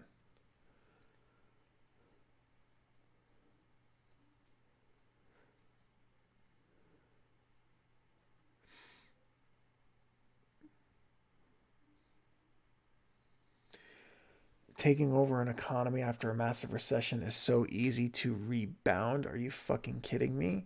They literally had to pass a stimulus package and then pass even more bailouts for, which I didn't agree with, bailouts for the automotive industry. That's fucking horseshit. Oh, there's only way to go up is up. No, they had to pass. Okay, I urge you to just read the economic stimulus package and how vast it was and what bases it covered in order to ensure that in every aspect America got stronger, and it did. Tell me that his policies didn't help you out at all. I don't know how old you are, what you actually did.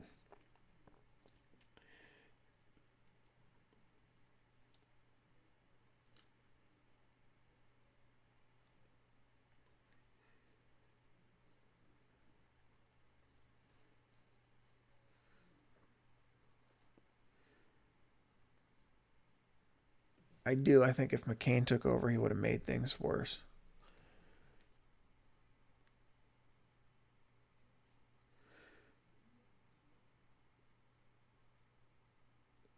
Okay, so for first and foremost, I don't think the president, under certain conditions, has a lot to do with things going up. Okay, what policies has Trump actually enacted that made things better? Okay, I've pointed to several key policy positions, policy initiatives that helped get America back on track, and it was all thanks to Barack Obama. It was the economic stimulus package. It was a bunch of money being injected into the economy, infrastructure, law enforcement, healthcare, and the ACA, which gave people better healthcare for cheaper and got them access to healthcare so they were healthier, capable, better, happier workers. And it's shown. And Barack Obama saved this economy, once again, cleaning up Republican conservative messes, and Trump's going to drop it down again. And when it does, you'll make excuses.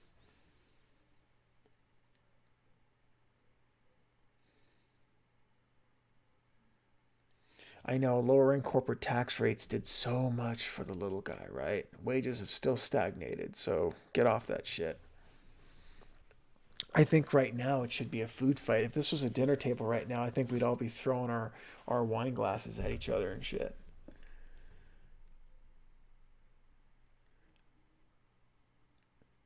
Obama wrecked and destroyed the economy. Stupid. Stupid. ACA is not cheaper, it's worse and more expensive than an HMO from the 90s. No, it's gotten more people access to healthcare. It's gotten 30 million people access to healthcare that they otherwise wouldn't have had access to. It's also stimulated the healthcare industry because, while I'm not the biggest fan of the ACA, because what it does is it forces you to buy private insurance, which inherently makes private insurance companies more profitable because more people are buying insurance. That's part of it.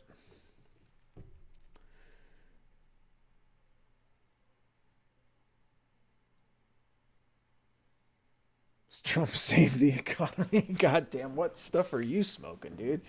What stuff are you smoking? I bet you're one of those jet fuel can't melt steel beams people.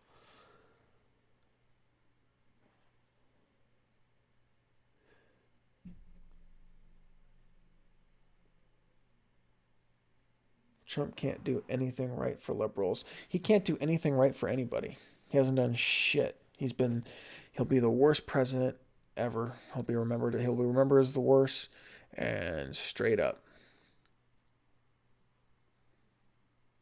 What could Barack Obama? Let me ask you a question, Mr. Camacho, and I want you to answer this question. Give me one thing you liked about Barack Obama. One thing he did that you actually agreed with. Tell me what he did, because he did some things that actually a lot of Republicans liked. But we'll see if you actually know what the fuck you're talking about, not just one of these mindless sheeple.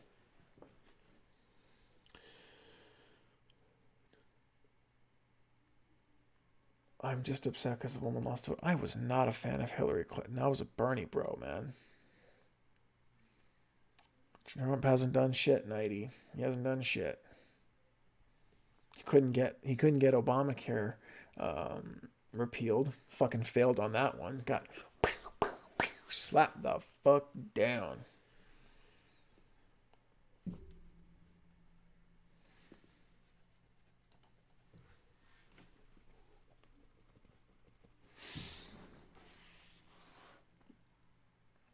He hasn't done shit, bro. Hasn't done shit. He saved Hong Kong. Oh, he saved Hong Kong. All right, Nighty, we are going to go ahead and time you out.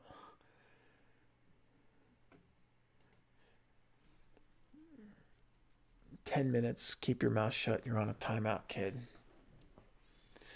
Obama said Trump economy collapsed. Obama doesn't know shit. Obama said Trump economy collapsed. What are you talking about?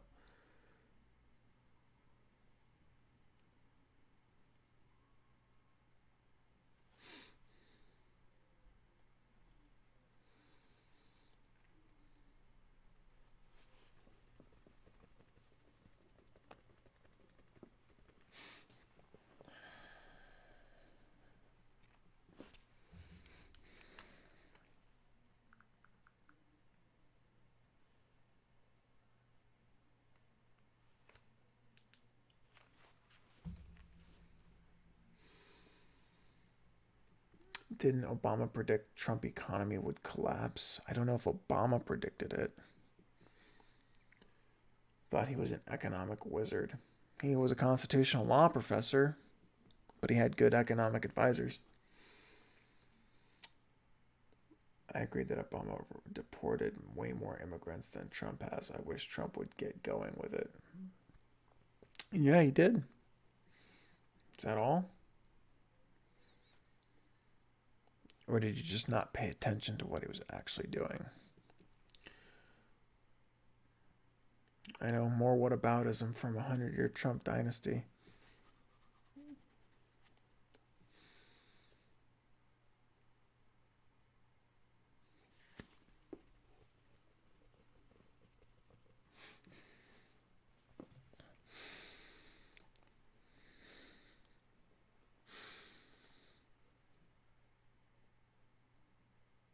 People act like Trump enacted the cages. Okay, let me explain something to you, okay? When you take over, right, and you're in a leadership position, at that moment, you're now responsible for the way things are. Okay, even if somebody enacted a law or enacted a tree, you have the power to cut. If you, let's say you buy a house, right, and there's a tree on the front lawn, you now own the house, you own the property, you own the tree. You can chop that tree down at any time. If you leave it up, that's on you. Okay, you're now in charge. Okay, it's one thing about you Trump people is you guys want to do all this whataboutism crap, and it's like, dude, the guy is in charge now. Guess what?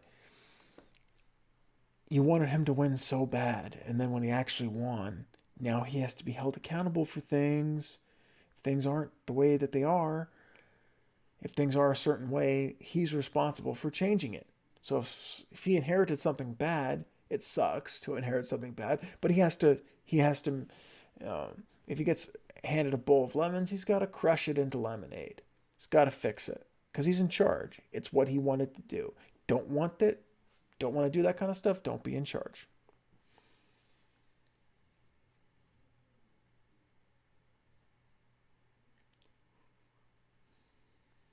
Concentration camps went on steroids with Obama, but you don't hear liberals crying about that.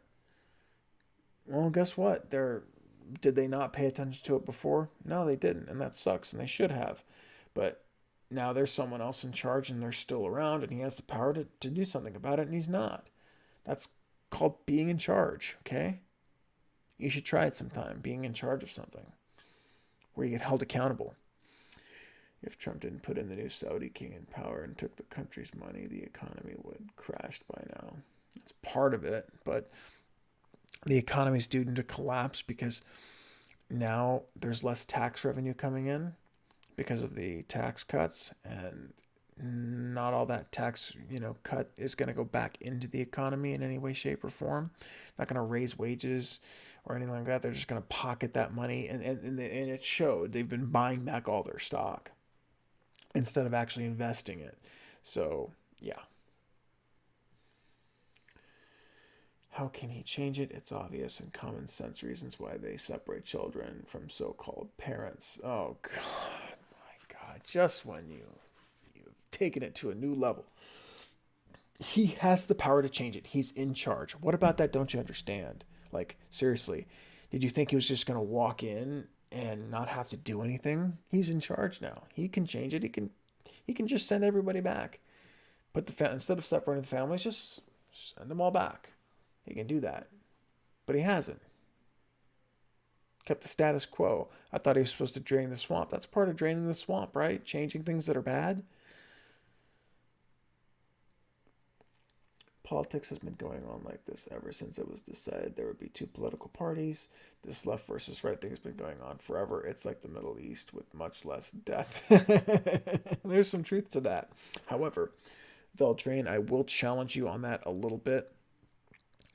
Up until, I mentioned this before earlier in the stream, up until maybe the 70s or 80s, each party had their conservative and liberal wings of the party.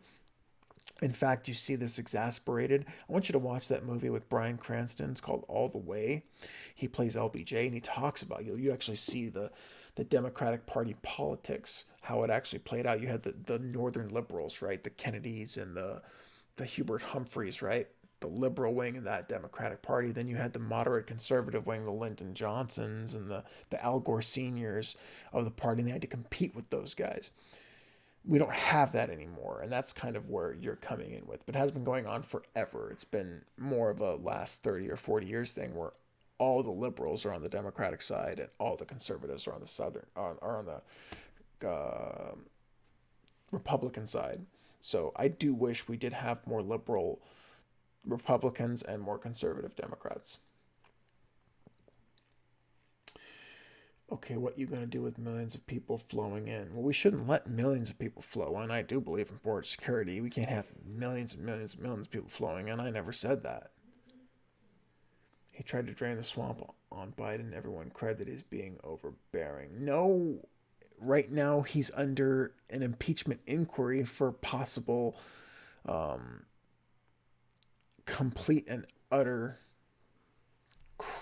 criminal behavior of trying to use taxpayer-funded aid as dangling it to knock down a political opponent.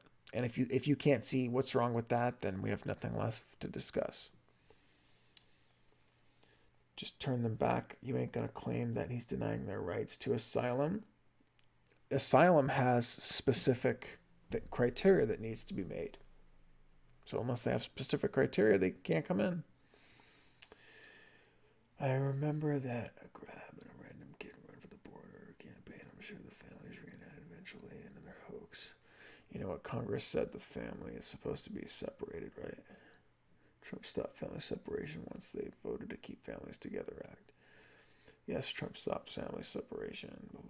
Trump has to follow the law or he will be called a tyrant. Yes, he has to follow the law. It's called being a citizen, following the law. I don't know what you don't understand about that.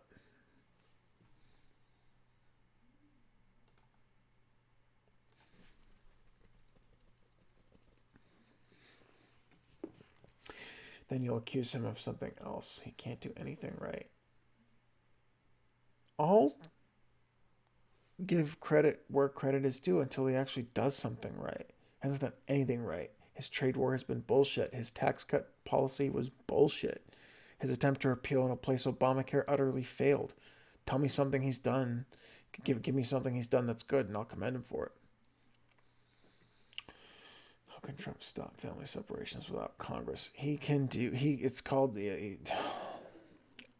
So many of you really, really don't quite understand the power the president has. You guys need to do some more research on that. He's in charge of Customs and Border Protection. It's under the executive branch. They're the ones that enforce the border. Hey, was Trump stopping family separation good? Did he stop family separation? I stopped paying attention to that issue because it was getting too emotional. If he did, that's good. I don't know if he actually did or not.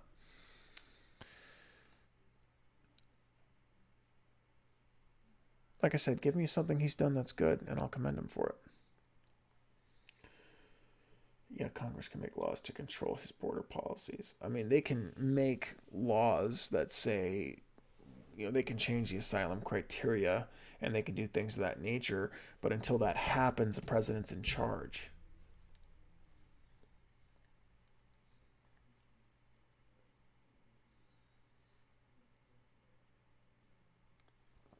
Okay, so we're going to shift gears here on the stream right now.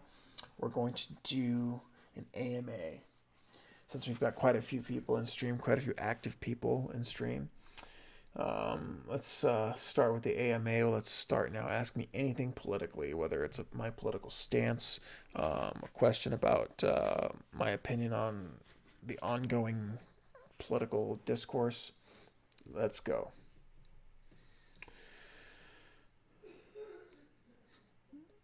Do I believe in baby killing too? What do you mean? Are you talking about abortion?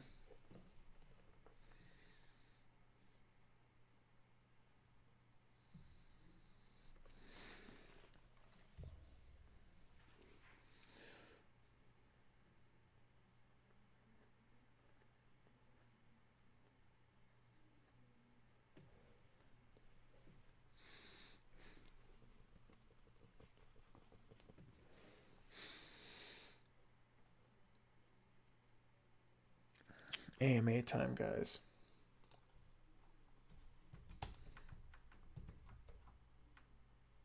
Well, you got to be more specific because baby killing is also what military campaigns can do as well too. My stance on abortion is twofold. Um, Part of me wants to kind of join that safe, legal, and rare camp, but I don't think they should be 100% illegal. I do think we need abortions for things like rape or incest, or if the health or life of the mother is in danger. But I am torn on it. It's not an issue that I have a 100% clear stance on. So, I think that we need better access to contraceptives. Because can't stop people from having sex. The abstinence campaign has absolutely failed, perpetuated by evangelicals. We need to ship you off. All right, Mr. Camacho.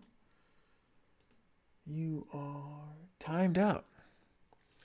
If you behave, we'll let you come back in.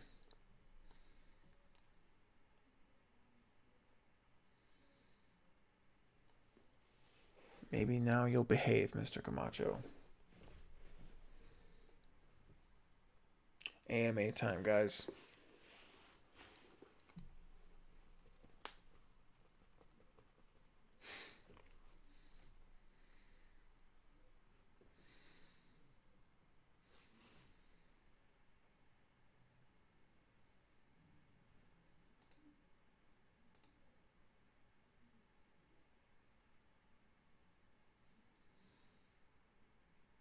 Well, you do realize that children born of incestual relationships tend to have a lot of health problems because of the, nature of an incestual child. There's genetic problems there.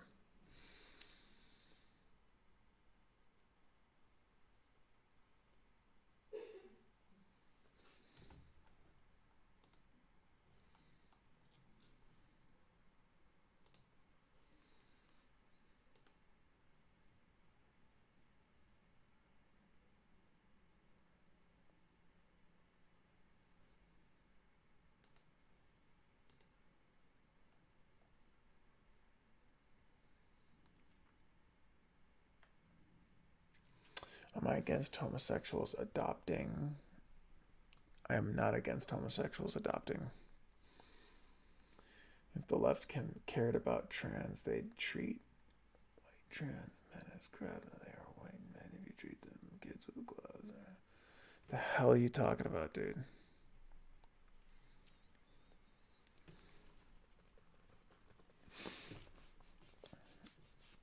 So I'm gonna go. It's getting kind of late. So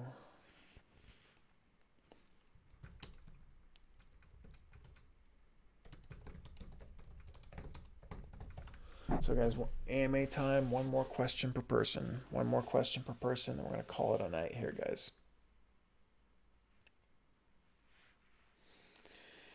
Who do I think will win the election in 2020? It depends on who faces Trump. I tend to side with the incumbents in national elections just because historically incumbents have been hard to beat. The last incumbents to lose were Carter and Bush 41, and they both had really bad economies to deal with. Ford also lost his election, but he was never elected in the first place, so I don't count that. So before those two, the last person to lose re-election was Herbert Hoover. Incumbents just don't lose that often. So if you ask me to bet money on it, I say I will put $100 on Trump getting reelected against anybody. I think the person that has the best chance to beat him, honestly, probably Bernie. Maybe Biden. I mean, the poll numbers show Biden, but I think Bernie has the best chance to beat him. Not the human gaff machine, in my opinion. Yeah, I don't see Biden lasting against Trump, because I think Bernie can hang with Trump because Bernie's message is all policy based. He talks about healthcare and education and trade. That's his policy. Why the hell do you think Trump will ever lose? Literally, Democrats are NPCs with Biden in the lead. Why the hell do you think Trump will ever lose? Like I said, I would bet $100 on Trump against anybody. I would bet more money against, like if he were to go up against, Kamala Harris or Elizabeth Warren, I would bet more money that he would beat them. But if I had to put money on it, I would put at least $100 on Trump every time. Even if he went up against Sanders, I'd put $100 on Trump. But I think Sanders has a better chance to beat him. Bush 41 and Jimmy Carter did terrible in debates too. Yeah, Bush 41, Bush 41 won because of, the whole, what was that guy's name? The inmate that escaped from Massachusetts that Dukakis let out, that October surprise, that killed him. Bernie, to me, as a grifter, was more moderate than needed to change to sell out to the far left. No, Bernie Sanders has had the exact same policy position since the 70s when he started running for in fact even in the 60s. He's been one of the most consistent, honest, candid politicians ever. That's just not true. Pretty sure Bernie was always a Marxist. Probably one of the few things you said that's right. He's pretty much been himself the entire time. If anything, he is lying about being center. He's a centrist in terms of things like gun control, and he's a centrist in terms of things like trade. Touring News followed me. Hey, Touring News, thank you so much for the follow, man. Really appreciate it.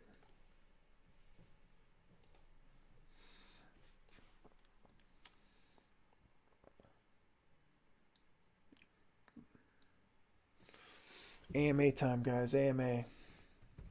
Keep up the questions, man. Keep up the questions.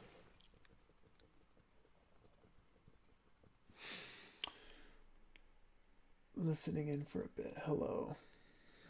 Hello, Touring News. Welcome to the chat, man. We're doing an AMA right now, a political AMA. So if you'd like to participate, man, ask me anything.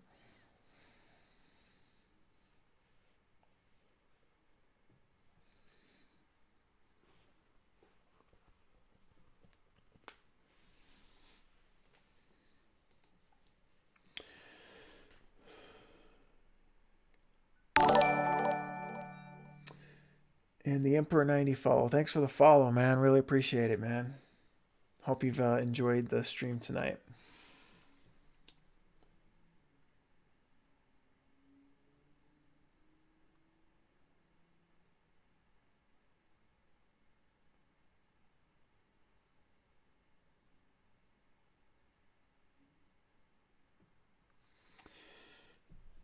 Do I mind being a smaller stream, knowing you will attract the more conservative viewers who get banned from the bigger leftist streams? Big leftist streams are very ban hammer happy. I don't mind being a smaller stream. I haven't been streaming for that long. I don't mind being a small stream at all. And I don't mind conservatives coming in here and speaking their piece as long as they're being civil about it. I mean, we can get animated, and that's okay. I get animated all the time because I think it's fun. So if I ever do say things like, man, that's fucking stupid or something like that, it's not meant personally. So, but I don't mind being a smaller stream at all. I'd rather have a small stream of like 50, 60 viewers that I interact with on a daily basis. I won't. I'll time you out if you say something stupid, but my goal isn't to shut down discourse. My goal is to attract discourse, and I'm really happy to see a lot of conservatives on the stream. And 90, yeah. So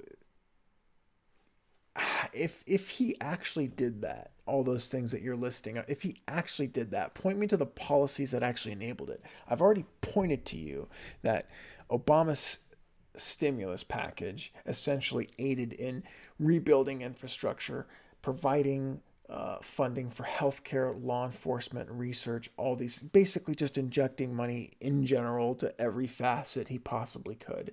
That kept us afloat, kept us going, and then once we got over that hump, it all came rebuilding, and it's going boom, boom, boom, based off of those policies. Trump hasn't done anything to actually increase all of those things. And have those things increased? Yes, but it has nothing to do with the stuff he's doing. In fact, every time he goes to trade war with China, the stock market drops. Now, the stock market's only beneficial to rich people, but all that kind of stuff, that's the typical Charlie Kirk Turning Point USA bullshit argument. Because the question I have for you is, once the economy crashes under his reign, who are you going to blame it on? You ain't going to blame it on Trump. You're going to find someone else to blame.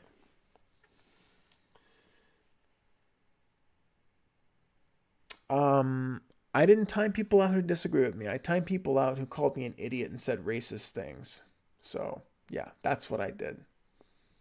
You see, if you say if you have ad hominem attacks against me, I will time you out. If you say racist things, I will time you out. So behave and take responsibility for your actions. Obama's stimulus package doesn't increase GDP. That's purely financial. Yes, it does increase GDP when you're injecting, when you're cutting tax. There was a tax cut in that stimulus bill. There was funding for law enforcement in that stimulus bill, so they have to fire people.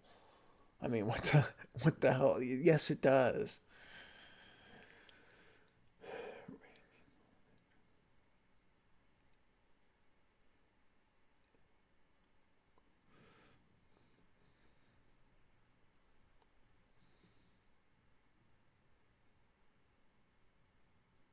Obama took a shitty economy and pushed it up. I can't tell you how easy it is to take over an economy with irrational sell-off. I don't know what you actually mean by that. I have learned the leftist racism and the... Oh my goodness gracious. I know, right? You're just deflecting here, right? Just deflecting, man. I know, because all the racists vote Democrat, right? God damn, how stupid. Obama injected stimulus and never reached Trump numbers in GDP. Well, his numbers went up and up and up and up and up because if you saw where the stock market was when Obama took over, I want to say it was at like 9,000. It went up to like 16,000 by the time he left. So I don't know what else he could have done to make you happy, but basically allowed Trump to ride this wave, and hopefully, when Trump crashes it won't be as bad. So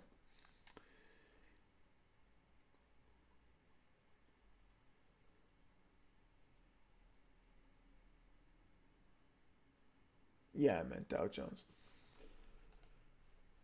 Will Trump go to war with Iran to secure the next 4 years in the White House? I don't see that happening because he wanted to send an airstrike to Iran and decided against it.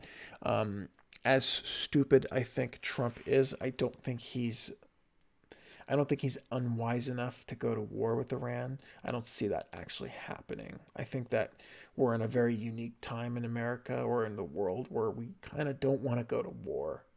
We kind of saw how bad war can be, and I think we're doing the best we can to avoid war. So I don't think he'll go to war. I think what he'll do is what he does best, which is pivot to, immigration when he needs a push. He does that every time. When he gets in trouble, he pivots to immigration or pivots to another aspect where he's got enough support. Trump is anti-war, always has been. He did come out against the Iraq War. However, he spoke to Larry Elder about it, and Larry Elder basically told him, why he believed the Iraq War was good, and he hasn't come out against the Iraq War since. But he did drop the mother of all bombs, so he did, and he pulled out of Syria. So he is a right wing populist in that aspect. So only leader who was reigning for a long time was that Bolivian leader, but he disappeared to Mexico, or the time monarch. So we're going to continue the AMA, guys. Not much time left, so we want to get as many questions in as possible. So AMA, guys, anything you want.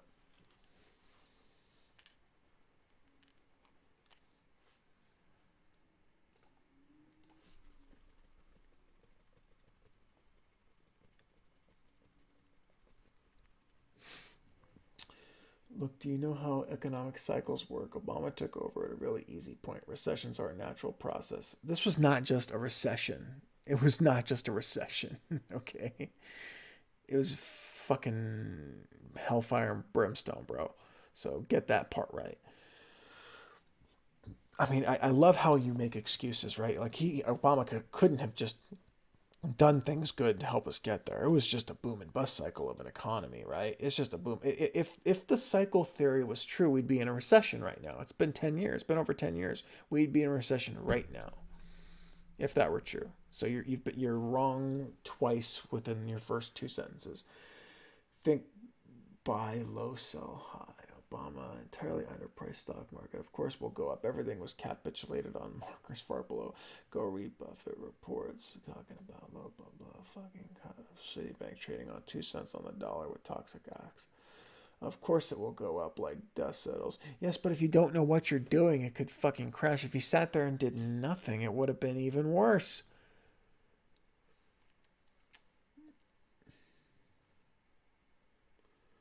Wagenhart, what the hell are you talking about, bro?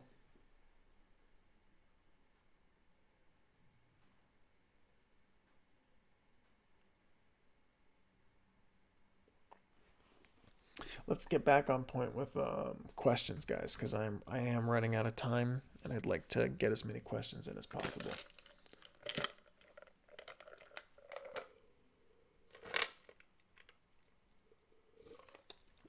You're talking about climate change, and we haven't even been talking about that, and I don't even know what you're saying. Climate change is white supremacy in action.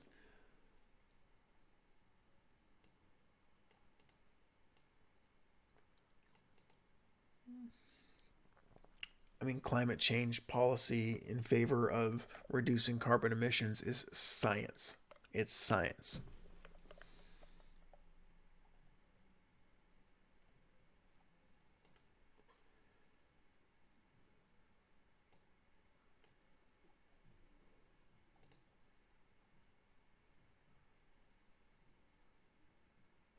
If there were no bailouts, how low would the markets go then? You're talking about the TARP bailouts if there were no bailouts? Okay, so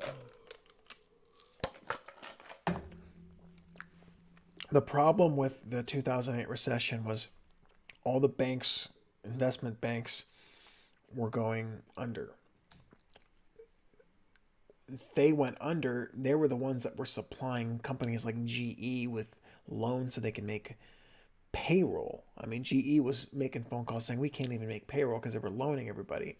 So what they needed to do was banks needed to continue to lend money to keep the economy going because we lived off borrowed money. The entire economy is basically on borrowed money. So they needed to give banks money to lend. And without the bailouts, then we wouldn't have, nobody could, it would have just been worse than a Great Depression because then nobody has credit. So what we needed to do was we needed to make sure the banks had money to lend, which is what TARP was, which was signed by Bush. And then once Obama took over, his first issue of business was get that stimulus package because he needed a foundation to rebuild the economy in case the TARP funds didn't, in case the markets didn't stabilize. He says, okay, I got to take all this money now. I got to re-inject it back into infrastructure, law enforcement, healthcare, all these different things. So that way there's a foundation that's been reinvigorated a little bit in case the market didn't stabilize. The market stabilized. the stimulus package did its job, 25% economic increase, and bam, we are where we are. Trump gets to ride the wave.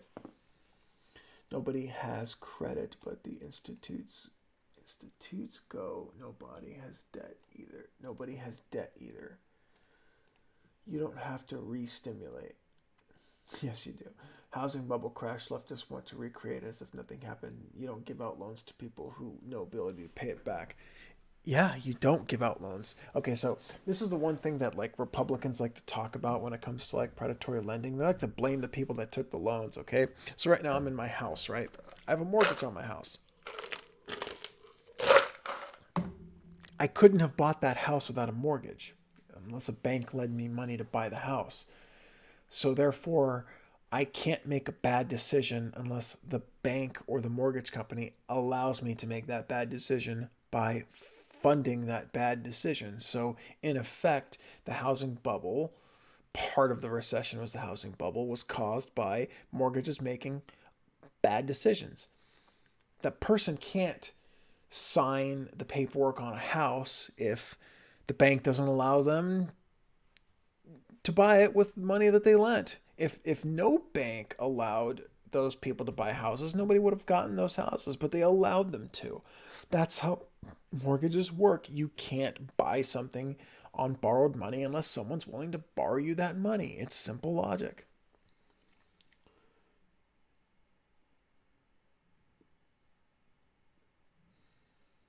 The left did the housing thing? No, it was free market capitalism, deregulated free market capitalism at work. That's what caused the housing bubble, plain and simple. Yeah, now we're going to talk about student loan debt. So at this point, guys, in chat, I've got about 10 or 15 minutes left. I want to dedicate it to rapid fire AMA. Rapid fire AMA. I'll only have time to respond to stuff and questions, so please, questions only.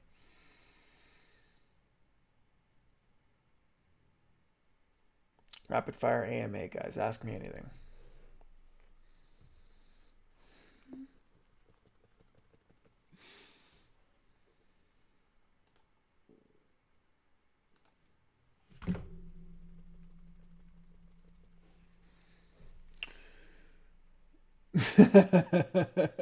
No, I am not gay. I'm married to a woman. Almost caught myself there. Very funny.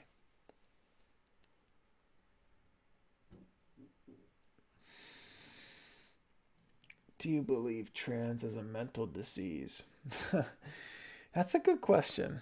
I've always found it interesting, the transgender debates. I don't actually know. I don't really care about trans issues. I think they're, I think it's a waste of time.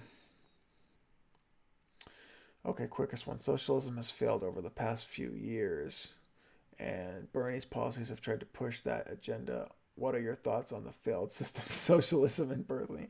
Okay, so if you're talking about communism and full-on economic socialism, the government seizing all means of production, I'm against that. Always have been, always will. I am for a social democracy, a mixed economy, which we currently have, just increased a little bit. My thoughts on Bernie is he's my favorite politician right now, and he's the guy that I want to see running the country. I think that a stronger social safety net coupled with free market capitalism allows the failures of capitalism to be subsided by a social safety net. I am not a Marxist. I am not a Marxist at all.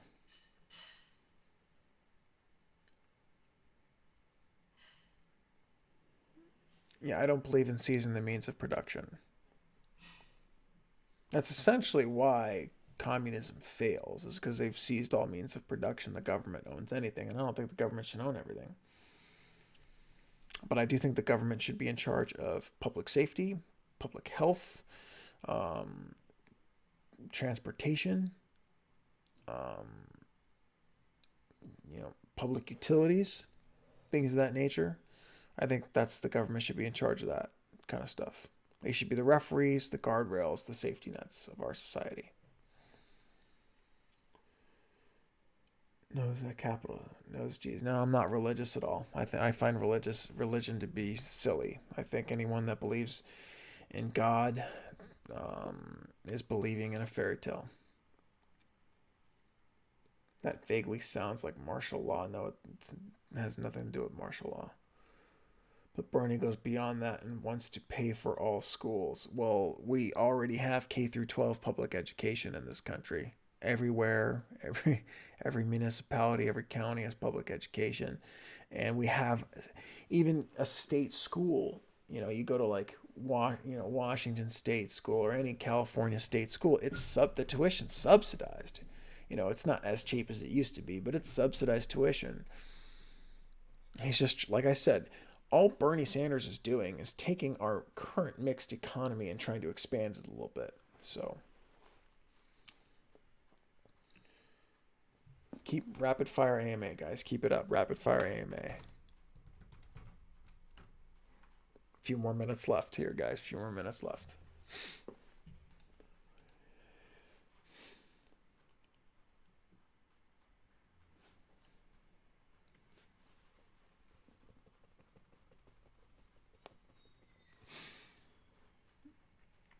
Favorite color? Good question. Probably blue. Blue. Did I vote for Hillary? No, I wrote in Bernie Sanders because Hillary was going to win my state no matter what. Would I take the red pill? Probably.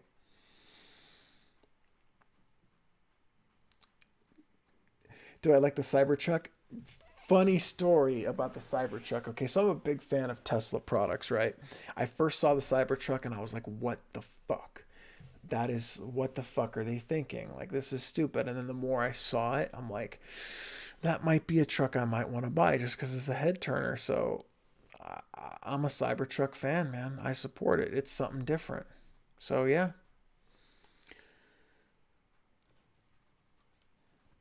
Keep firing away, guys. If you guys haven't already, in one of the links, I do have a Discord, the Havoc Squad Discord. If you guys want to continue on political discussion, I can talk to you guys when I'm, not on stream, and maybe we can get enough of a following and get people to do some voice chat debates. Did I support Trump's bilateral trade deals? Which specific ones? There hasn't been a trade deal I've been particularly fond of Trump. I think the Trans-Pacific Partnership was something we should have done. The Cybertruck price over here in Australia is 58,000. Yeah, it's supposed to be priced at 39,000 American, but I don't know what the exchange rate is in Australia. He killed TPP. Do you support that? I don't support killing TPP. Why do I support TPP? Bernie doesn't. It's where I disagree with Bernie Sanders on a lot of things. I think Bernie Sanders has like this populist trade agenda, and that's basically it. I am a globalist. I believe in a global economy now just because of how technology works. I mean, right now we've got globalism in effect where I've got people from Australia watching my stream and contributing to it. AOC. Honest thoughts about AOC. I don't, like I said, I'm gonna call her out. I don't think she's the brightest person to be a politician. I think that she, obviously she's a progressive, and she won a hard fought race against like the fourth strongest, fourth most powerful Democrat in the world. She should be commended on that. But she is a progressive. I agree with her policy position, but I don't think she's particularly smart. I think she's an easy target for the right, and I don't want to have easy targets. So what are you, central, left, right, libertarian? I wouldn't call myself a libertarian. I think libertarians are extremely naive and wrong about economic policies. A lot of them. Not all of them, but a lot of them. How do you expect to protect the workers as a globalist? Well, uh, I think that I think that America made a lot of mistakes economically, and it has to pay for those mistakes, and we have to learn from our mistakes so that way we can participate in this global economy. Because you have to understand, if you want to eat strawberries year round, you have to get them imported from Chile. So if you don't want to live in a global economy, you're going to have to change very simple day-to-day things in your life. I don't think you quite understand that. I don't If you're typing on a computer right now, that computer, do you know how much my first computer cost back in 1993? We bought it from Circuit City. It was a Packard Bell, cost $3,000. You want to know why it cost $3,000? Because it was built in America. Okay, this freaking laptop I'm on right now, um, would have cost what, $5,000 back then in 1993 money, which is like thousands more dollars now. So if you want to participate in this economy, if you don't want to participate in that, in a globalist economy, be prepared for the ramifications of it. Keep going, guys. Rapid fire. Rapid fire AMA. Keep going. Keep going.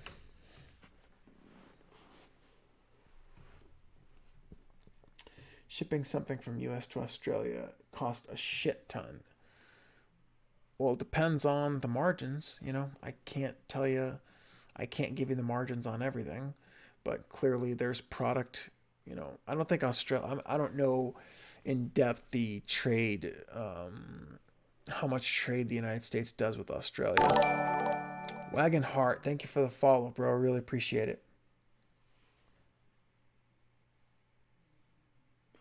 What the country needs is unity. What politics currently do is division. Time for the left and right to start slandering each with huge blanket terms are more often false than true. Oh, I sorry I didn't answer your question there.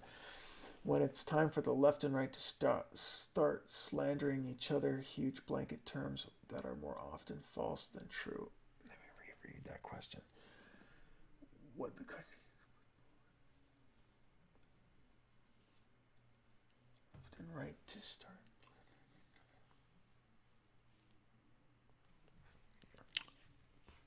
Can you rephrase that question, Veltrine? When it is time for the right and left to start slandering each other with huge blanket terms that are more often false than true? I don't understand that question.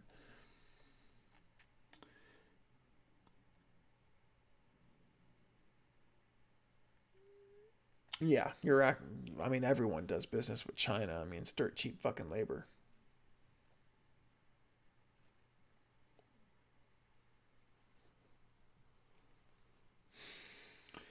So we get American products in selected stores. However, we pay more for American products. Yeah, because American labor costs more money, man.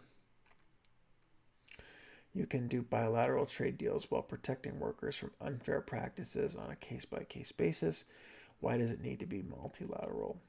What do you think about China stealing IP and putting restrictions, tariffs, currency manipulation on the U.S.? Should Trump respond the way that he did? I think you're absolutely right about how China conducts businesses in terms of their IP theft and all that kind of shit. I think that's wrong. I think the way Trump goes about it, just by starting trade wars, you can't, like I said, conservative people wanted someone to come in and just rattle the cages, right? Well, you can't do that with China, okay? Because a lot of people don't know this, but the United States can't just print money and spend it. It actually has to borrow a lot of that money in order to fund shit, right?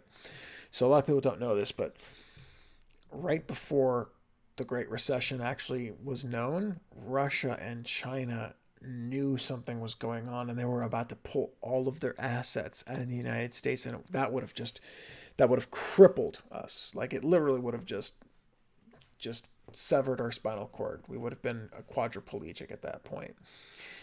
So you can't do that way. You cannot, what China is doing is wrong, but we're not in a position to fight them, really. We have to be in a position to cut a deal. Now, if Trump is going to sit there and say, hey, I'm going to cut a deal, sit down at the table and cut the deal. Don't sit there and start this trade war. You're going to hurt the economy doing that. So it's not what he's doing with China, it's how he's doing it.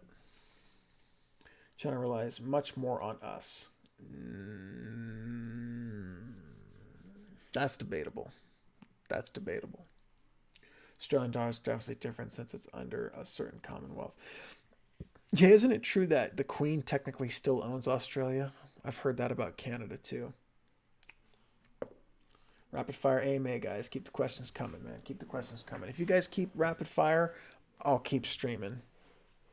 Keep rapid fire, baby.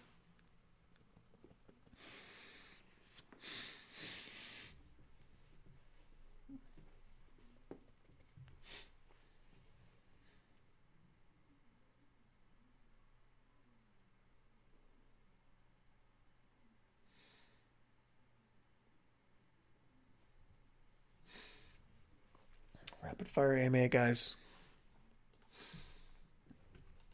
Less downtime, the more tired I'm getting. I don't know about you all, but it's late here on the West Coast. Ugh.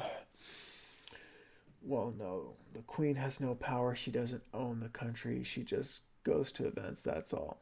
Because a buddy of mine lives in Canada, and he says technically the Queen owns the land. You're technically leasing it, even though you're the owner. The Queen can come in and just take Canada. And I thought that might have been the same in Australia.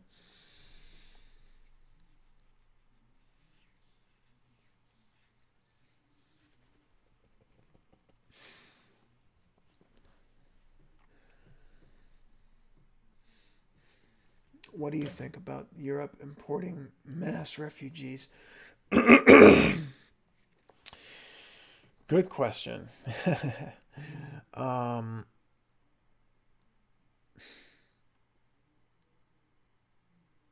it's a tough, complicated issue in Europe because Europe, the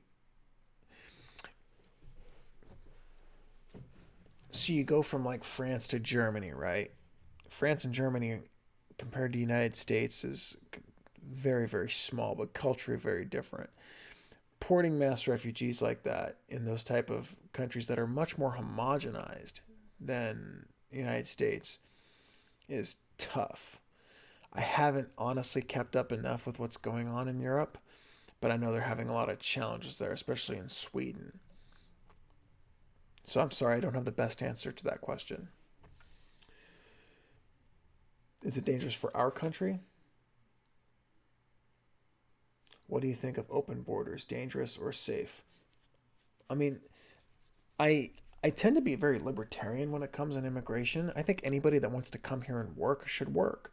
If you want to come in here and get on a guest worker program, I don't see what the problem is with that. But I think it should be controlled. I think we should document who's coming in and verify who's coming in and say, okay, you're coming in, you're going to work the fields in California Central Valley.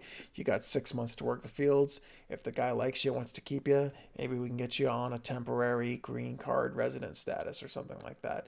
That's the way it should be done.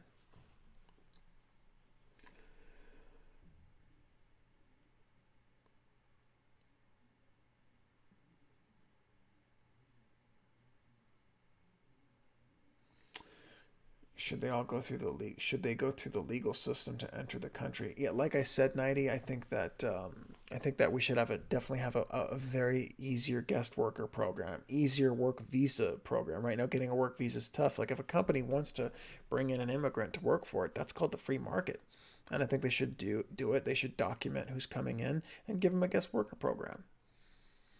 What do I think about sanctuary cities?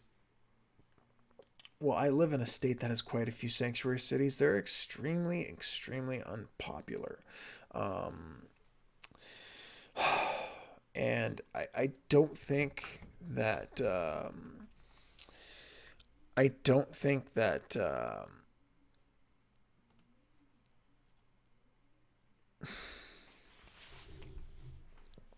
I don't think that enacting policies that are that unpopular are necessarily a good thing.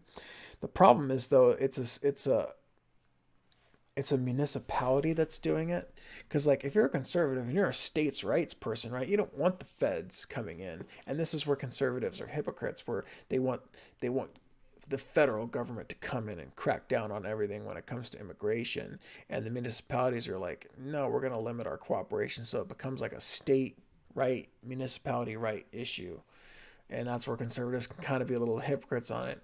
But I think that we all need to come to some sort of agreement on how immigration policy should work, so that way we don't have sanctuary cities. Shouldn't be necessary at all. Like, we shouldn't have them. Like, they could have been easily avoided. Should manage immigration based upon the country's needs. I think unskilled labor gets paid too little. They should stop unskilled laborers from immigrating until the wages come up. Well, the problem is that Americans demanded more wages because wages had stagnated, right? Like, because you have to understand, like, people coming in doing unskilled labor as an undocumented worker, they're not living pretty. They got to work really fucking hard, and they're living in really crappy places. Like, I used to work in East LA. Okay, I've seen those videos. They're not great places to live. So I do think that it should be. I do think Americans should have a better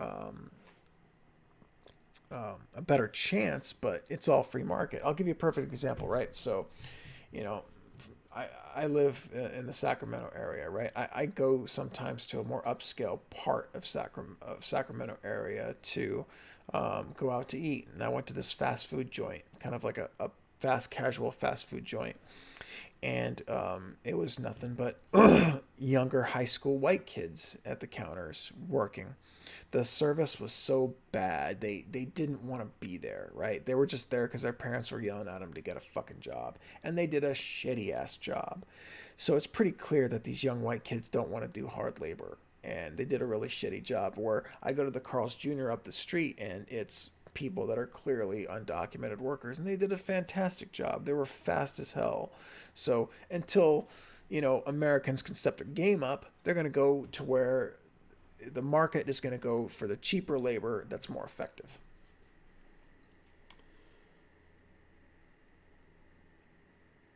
Should states be allowed to house criminals in sanctuary cities based on the conservative mindset? According to you, I don't agree with your previous comment.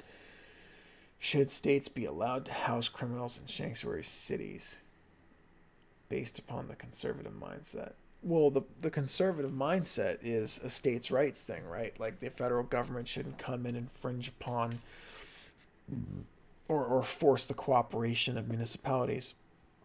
Federal government can come in and do a lot of different things, and municipalities try to limit their cooperation with them. If they don't want to cooperate, should they be forced to? I mean, now we're getting into more of a governmental powers question, which conservatives clearly have tried their best to not have the feds in your face, but in this section they will. Undocumented workers are great for established wealthy people, but not good for low-skilled workers. Yeah, well, that's the thing, right? Like, if you're a low-skilled worker, you're gonna have to compete with them, or you gotta become a higher skilled worker, right? That's called free market competition. What? Let me ask you guys this that are conservatives. Why are you guys so free market until it comes with competing against, immigrants and migrant workers? Then all of a sudden you don't want competition. Then all of a sudden you want government regulation and federal enforcement of all this kind of stuff, right? You know what it is? You guys are afraid to compete. Let's just be real here. Y'all are afraid to compete.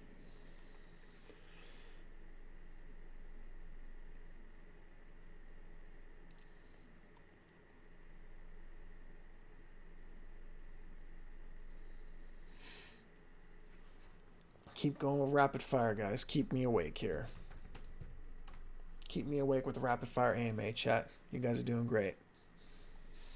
It's really turned out to be a great stream, guys. I do want to thank everybody that is currently watching and that has participated in chat. I really do want to thank you guys. So keep the rapid fire up to keep my ass awake, man.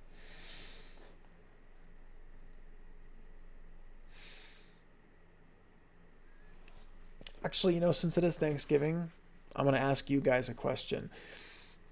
Post in chat a Thanksgiving political horror story. Somebody brought up something political in chat at the table and how bad it went. Let's see what you guys have.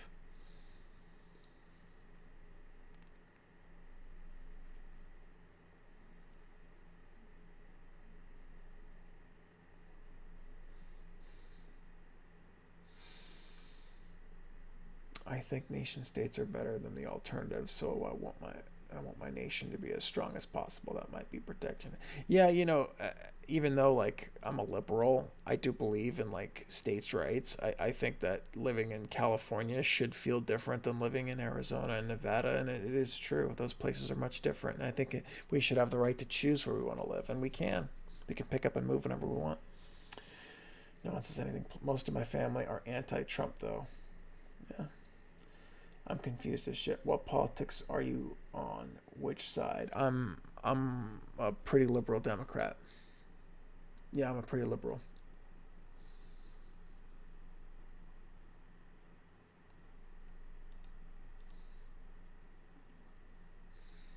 Back on rapid fire AMA, guys. Rapid fire AMA, go.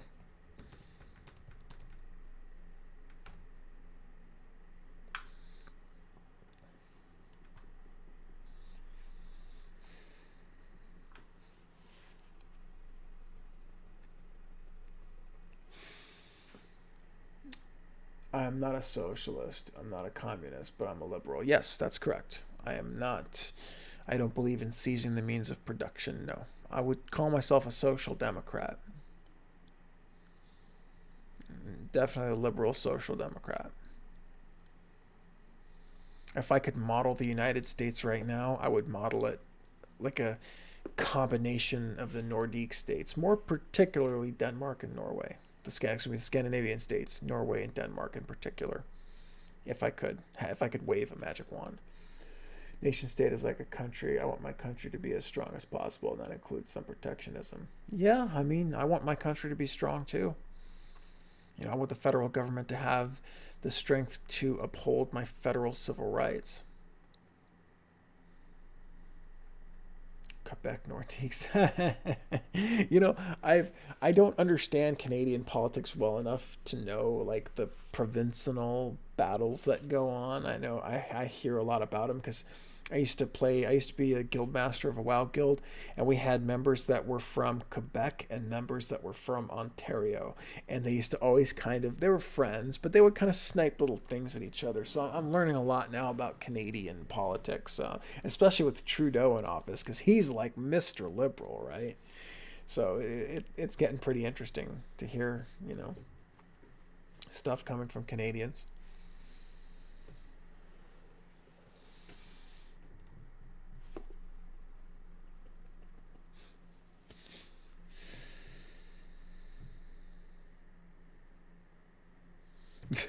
Quebec threatens to leave regularly. We are in the West and usually dare them.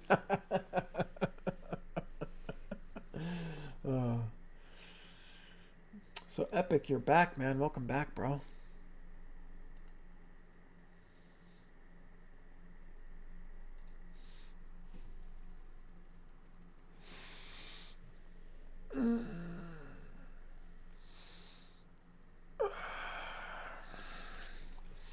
How do you feel about Bernie being okay, not calling out Hillary last election? Well, I think it was one of those things where Bernie, at the end of the day, didn't want Trump to win. Um, you know, not calling out Hillary last election. I mean, I think he did eventually call her out. I mean, it was too little, too late. He should have just called her corrupt from the beginning. Um, I think he was thinking about solidifying the party a little bit more. Um, so I think it sucks, but I think now it's pretty much okay. Now it's time for him to go because I think he'd be president right now if it wasn't for if he had been a little bit more aggressive. WikiLeaks came out before Hillary won. Yeah, WikiLeaks did come out. Oh, before Hillary won the nomination? Ah, I have to double check that one. That's one reason I don't really trust him, but support Tulsi on the Democratic side. Well, it's not really a matter of trust per se. I would just say it's like, hey, Bernie, I know we all wanted him to fight, but I think he very minutely said, okay, I gotta kind of keep the party unified a little bit, but I think these days now, what's funny about Tulsi? Tulsi's kind of growing on me a little bit. only because she kneecapped fucking Kamala Harris. I mean, what'd you guys all think about fucking Kamala Harris getting fucking smacked down? Because she's a senator from my state, and she has a bad reputation, man. She was the Alameda County District Attorney, and fucking Tulsi knocked her fucking ass down a peg. It was beautiful. Beautiful. Keep it up, Tulsi. Like to see what she's got. Especially considering, like, Pete Buttigieg and Tulsi are amazing candidates to have because they actually fought and served our country in the military, not like this draft dodging, cowardly, fat, ugly piece of shit president that we have.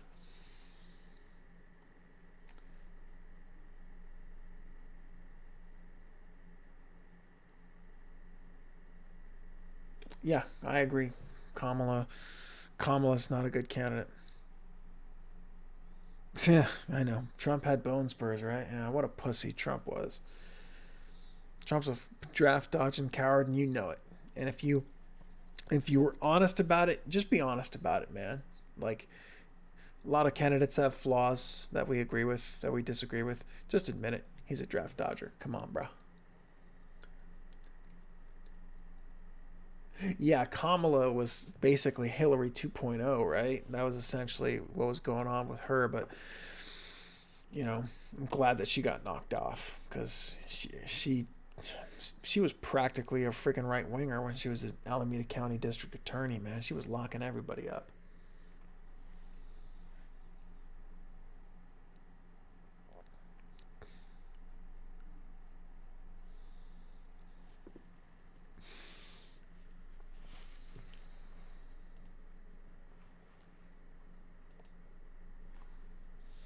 All right, keep the rapid fire going, guys. Rapid fire AMA.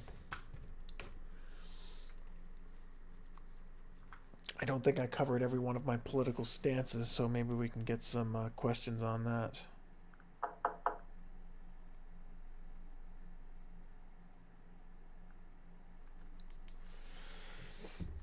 Obeying the law is a right wing thing. No, no, no.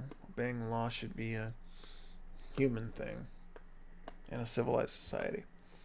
What do I think of the deep state and the establishment? Is it a thing, and what does it mean? Okay, so what the deep state would be, and the establishment is referring to kind of like an Illuminati theory, that there's this group of people that are secretly in charge of a lot of things and are secretly the ones controlling things. I do think it's a thing, and I do think that in order to really succeed politically, you've got to sell your soul to certain people. I think that Bernie is one of the few people that's made it as far as he has. I mean, the guy almost won the nomination over Hillary fucking Clinton, but the super delegates fucked him. That's an example of the deep state. Is Hillary getting the nomination over Bernie?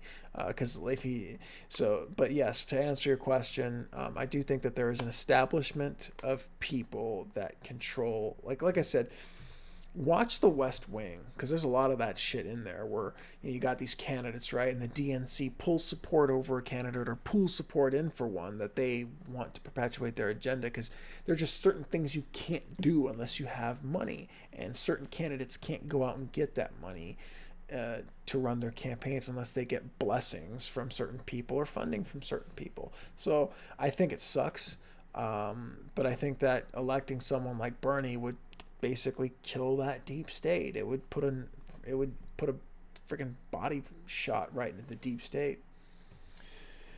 Follow up. Is Trump deep state or part of the swamp or independent? Donald Trump is the redheaded stepchild of the rich elite. He is someone who was born in New York from a rich family with a silver spoon in his mouth, but he was the rich guy that nobody really wanted at the table. It didn't quite fit in with all these other rich people. So is he the deep state? No, I don't think Trump is part of that deep state. I think he's just a really, really rich, brash guy who's an entertainer who took advantage of a situation. I think that's who Donald Trump is. I think the people that he started surrounding himself with were Some of them were deep state actors, like John Bolton. He's a fucking neocon. I mean, he's gone now. And you got guys like Rex Tillerson. He's a deep state guy from the oil industry. So he started hanging out with a lot of those guys. But in terms of him being a deep state actor, no, he's just a really rich, he's the rich redheaded stepchild guy that, got a lot of things went his way. Kind of got lucky in a lot of different ways. Great question, though, man. I really appreciate that question. I was all for Trump because I thought he was non-establishment, though. I'm not sure he understands it really and is influenced by religious belief. I wouldn't say Donald Trump is influenced by religious belief. Most politicians are not really religious. It's a fucking veneer that they put on. And the whole voting for Trump specifically because he was non-establishment, I think you might want to reconsider who you vote for and why. I think you have the right to vote for anybody for any reason you want to, okay? But you really need to vote for the person that represents your own interests, right? You always say vote with your wallet, but always represents your personal interests, right? Like, I never understood it how someone would keep voting for someone that wasn't actually in their true interest only because they were gun-toting Bible thumpers like they were, right? So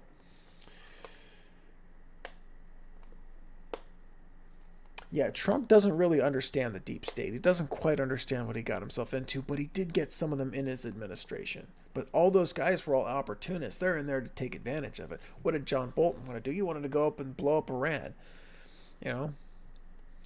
Well, Trump likes advisors from different viewpoints. Not really. I mean, he's got guys from different viewpoints on the conservative side. I mean, he had Bannon there for a while. He had Bolton there for a while. He had Scaramucci there for a while.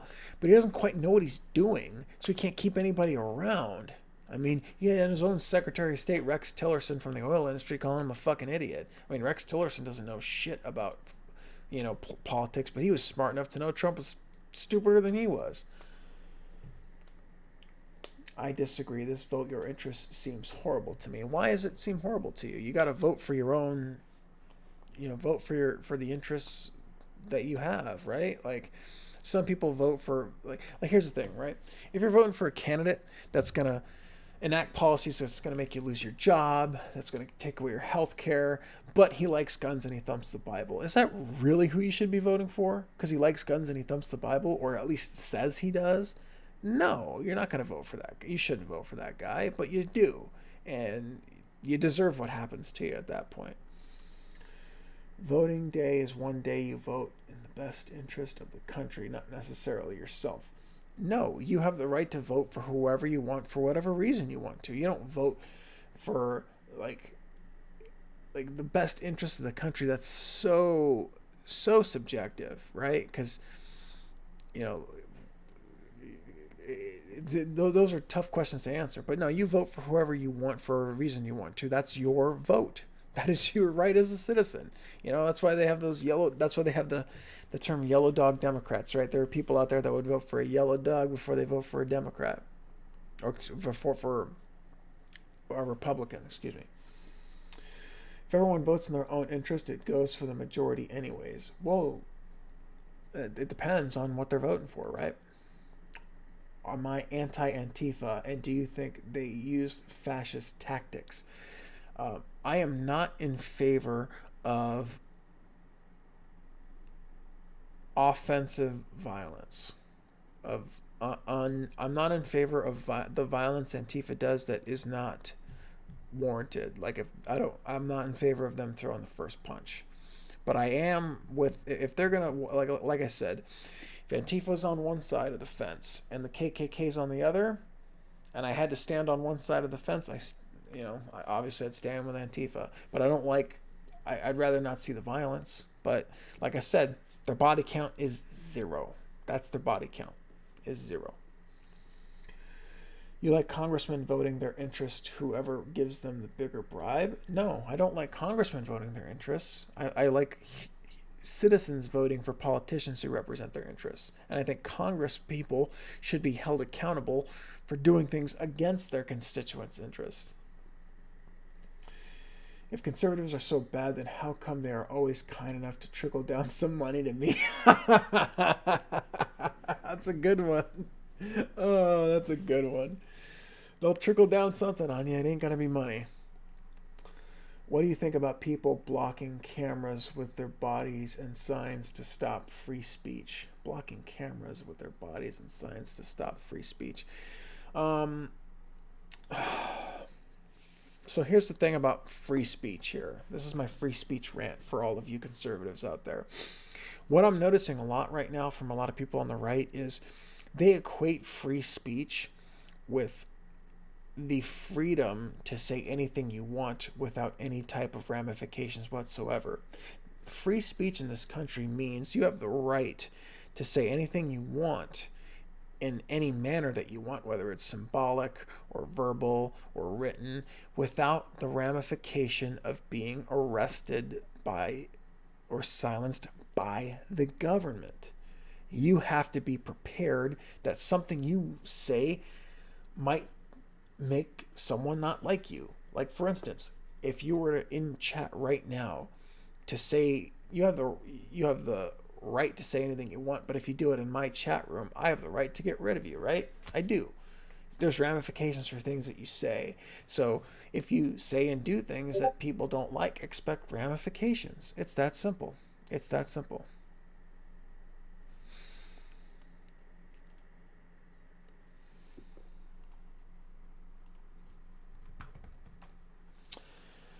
All right, next question.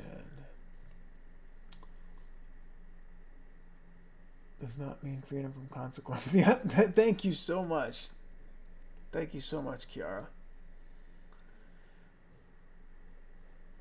So we should let people buy our votes. Some politician promises to give me a free fund and I should vote for him. You should vote for people that represent your interests, whatever your interests are, that make your life better.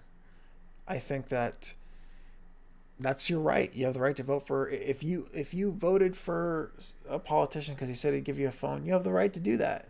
You know, that's part of the democracy, right? Hey, let me tell you what democracy actually is, okay?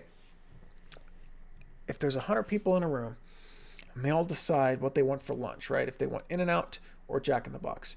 If 51 people say In-N-Out, 100 people are eating In-N-Out, which means you've got 51 happy people and 49 pissed off people. Welcome to democracy. If you got a better system, show me. Freedom of speech means you have to listen to racist assholes shout at you when they are done. You just have to say thanks. That's the thing about freedom of speech, man. You know, one of the things, 100-year Trump dynasty about freedom of speech is that you don't have the freedom of ramifications, man. People are going to confront you for the things that you say, and the things that you say have consequences. So you think it is legal under free speech for people to use their body as an object to block cameras from videotaping or get in the middle of people having a conversation, as long as they're not assaulting somebody, as long as they're being violent. Like if I'm talking to someone here, right, in a public place, and we're talking, and someone just walks in between us, are they assaulting me? No. Are they threatening me? No. We can just get up and walk away, right? And walk and go somewhere else. Maybe they'll follow us. Maybe they won't. Maybe we can get in our cars and go into a coffee shop or something. As long as they're not assaulting you, right? They're not being violent, right? That's nonviolent, right? It's like if you're holding a camera and someone walks up and puts a sign in front of a camera, you have every right to reposition yourself. I don't see anything wrong with that. If there's a law against that, show it to me. Or a case or something. What about intentionally impeding someone trying to walk through? Walk through where? Public place? So let me ask you this, Mr. 100-Year Trump Dynasty. What do you think about people driving a car into a group of protesters and killing somebody? What do you think about that?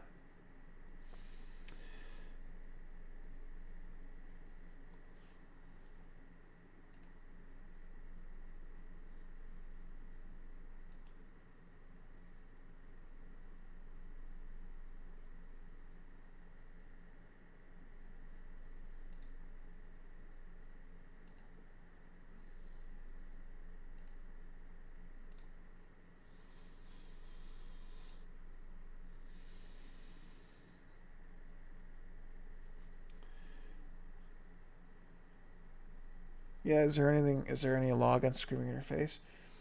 That is bad, illegal, and should be prosecuted. Okay, then then why aren't you pissed about it, man? I know it's whataboutism, bro, but you're sitting here bitching about all of Antifa's antics, and yet I can list all the right wing people. Do you think it's right for someone to send explosive devices to people through the mail? What do you think about that?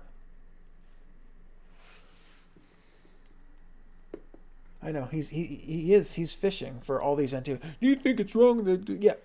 Do I like what Antifa does? No, but guess what? Their body count is 0. Get over it, man. Right wingers are way more violent than Antifa or leftists have been in decades. Get over it, bro. Facts don't care about your feelings on that one. I want you to admit it is bad also. I don't think it's pleasant to respond to you. It's not pleasant to do that kind of stuff, but welcome to America.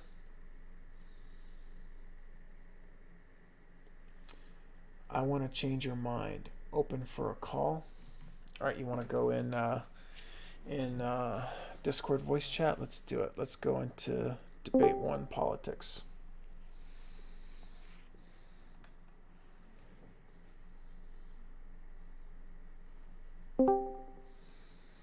Change your mind. Hello. Hello. How are you? I'm great. I'm a bit tired, but it's okay, I guess. I want to change your mind. All right, go ahead. Let's try it. On why Antifa is good. Okay. So you said earlier that when Antifa is defending something, you would be down for that. In terms of defensive violence is okay. And you said that, for example, if they would stand across the KKK or some other neo-Nazis or whatnot, then you would side with Antifa. Is that correct? Yeah. Okay. Would you say that Antifa, for example, is a defensive group if I told you that the ideologies that they are fighting, especially the very one ideology they are fighting, is inherently violent? So you're trying to convince me that Antifa is bad. Is that what you're saying? No, quite the opposite, actually. So you're saying that what Antifa is fighting against is violence? Yeah. Antifa means, in the end, Antifa means nothing else than anti-fascist. Yeah, absolutely. So pretty much, and this is something that many people misconstrued and either get wrong unintentionally or get wrong intentionally, which is most of the case, especially in the public media. That, for example, you cannot be a member of Antifa. That is just not possible because Antifa is not an organization. You cannot have a member card or anything. You're not paying for anyone. There's no organization in that way. Antifa is just basically a loose collective, and you a part of Antifa if you fight against fascism, because that's what it means. It's just anti-fascism. Now, let me ask you one question here, or actually a series of questions. Yeah, sure. Now, no one's perfect, right? Give me some examples of things that Antifa, well, you said Antifa's not an organization. People representing Antifa ideologies at these protests, give me examples of things they've done that you think were just not good. I don't think there is any. Really? So, because see, here's the thing. I'm liberal, right? And I really do appreciate, like, people fighting against... Love me, I'm a liberal. That's good. I'm glad to have you on too, but we do have something that we disagree on, and it's good that we talk about it. What I have a problem with is it's in this society, like in American society, it's all about who throws the first punch, right? it doesn't matter whether you're right or wrong, right? The first person who throws a punch usually gets blamed for everything, right? So Antifa represents kind of an image that I don't think is going to be the best. It's not what you do half the time, it's how you do it. You want to go toe to toe with New York? You, Go ahead. are you sure about that?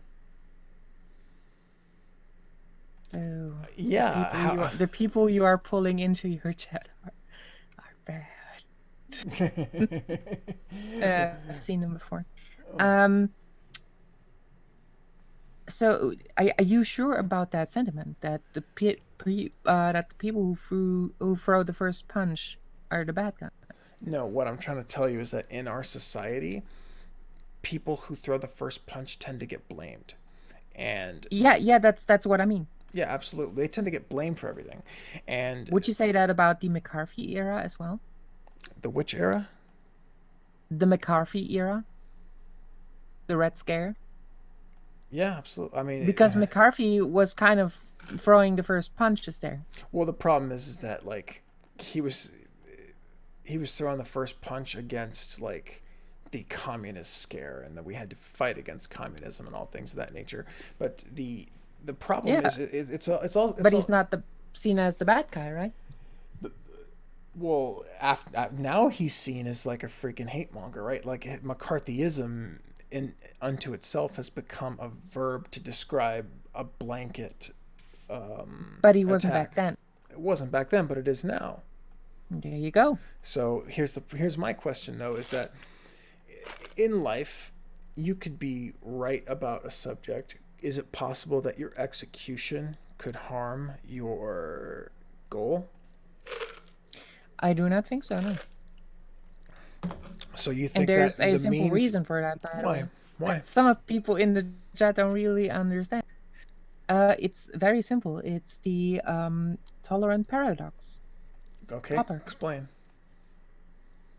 Well, the tolerant paradox, as Popper explained it, is basically that if you leave the society open, if you have a tolerant plural society, and you do not defend that tolerant plural society from the intolerant, aka those who seek to destroy it, for example, fascists, then what will happen is those people who seek to destroy the plural society will use your tolerance against you and take over the stage.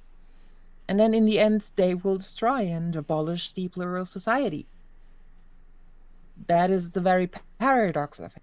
So in the end, you have to be intolerant against certain people in a plural society to actually manage and save the open and tolerant plural society.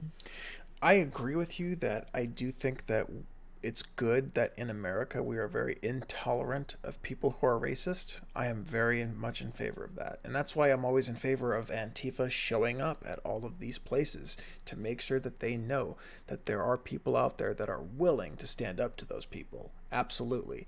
The problem that I have is that I guess you can say it's an imaging problem, that if there's going to be political violence, there's been political violence for decades, right?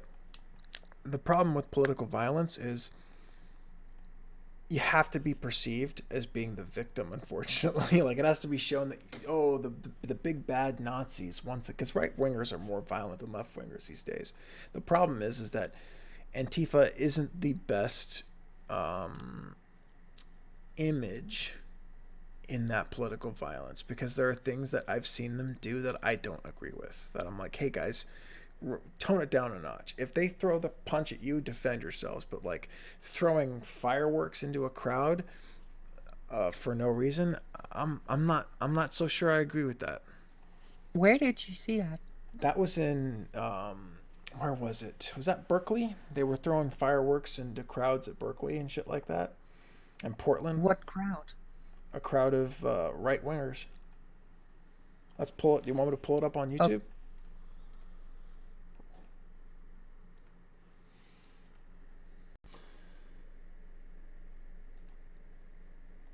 Oh, Someone in chat is asking, would love to hear what you think about my comment on DNC craving a recession. Okay. I think it's bad to crave a recession. I do, but if you want to get Trump out, might be the only way to do it. Hey, 100-year Trump dynasty, knock it off, dude, or I'm gonna mute you.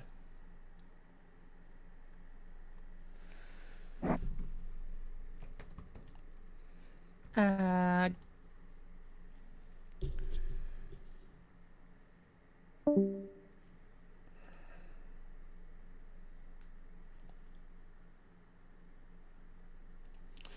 And it looks like I lost Kiara. She disconnected from the server.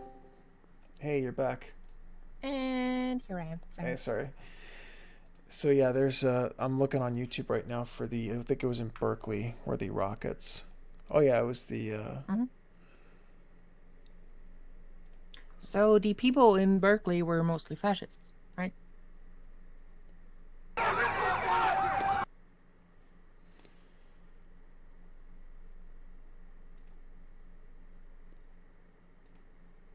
Come on, internet.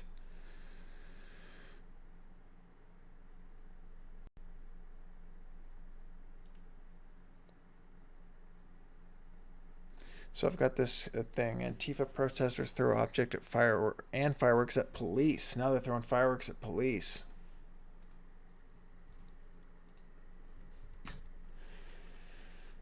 It's linked in the Twitch chat. Okay. I don't think that's good. I don't think that's very good to throw fireworks at police unless they're being unabashedly violent towards you for no reason. But you gotta kind of admit. Why is that not good? Throwing fireworks at police officers for no reason, I don't think that's the kind of image you want. People aren't going to tolerate that. Even if you're fighting to save babies from cancer, it's probably not the best thing you want to do. Well, we're not talking about what people think.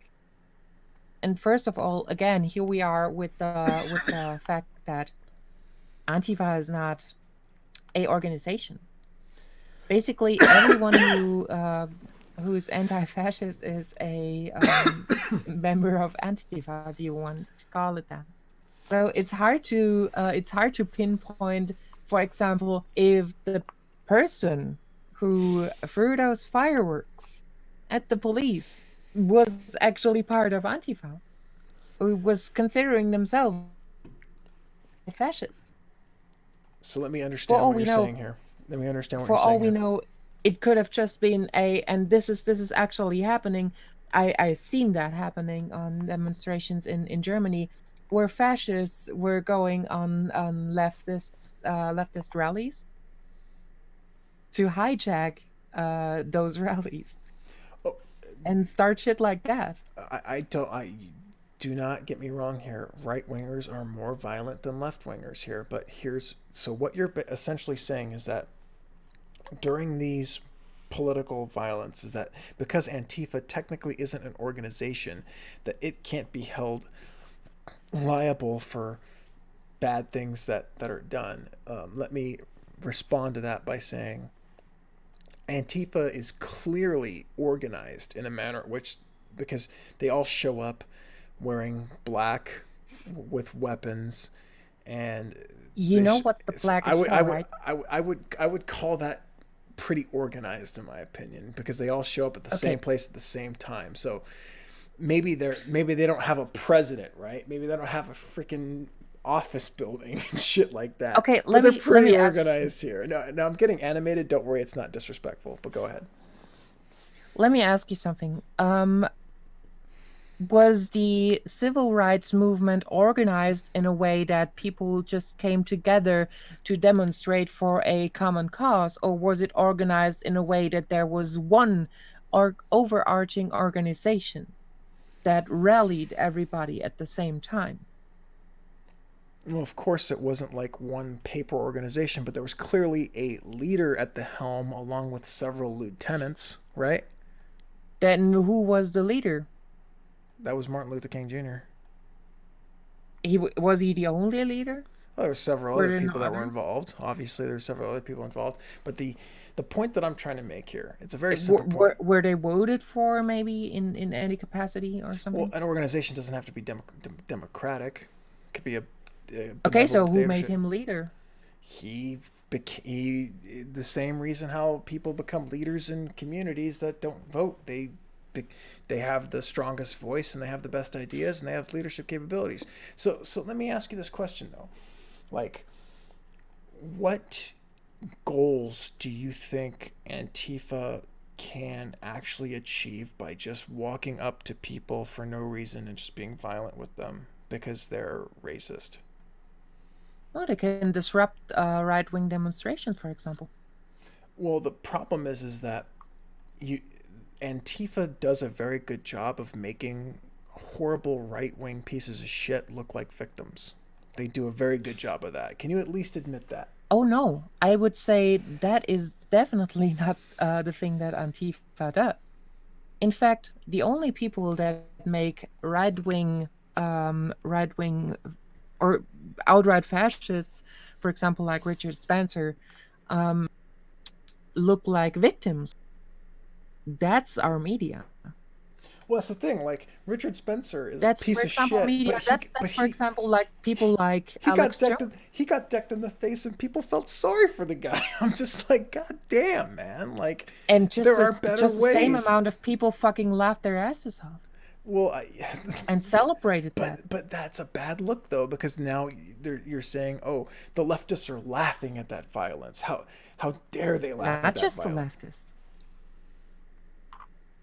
Not just the leftists. Can I ask you Talking some about the questions leftists. about There are you? countless videos on the internet going around about Nazis being fucking decked in the face. I don't see any problem with that at all.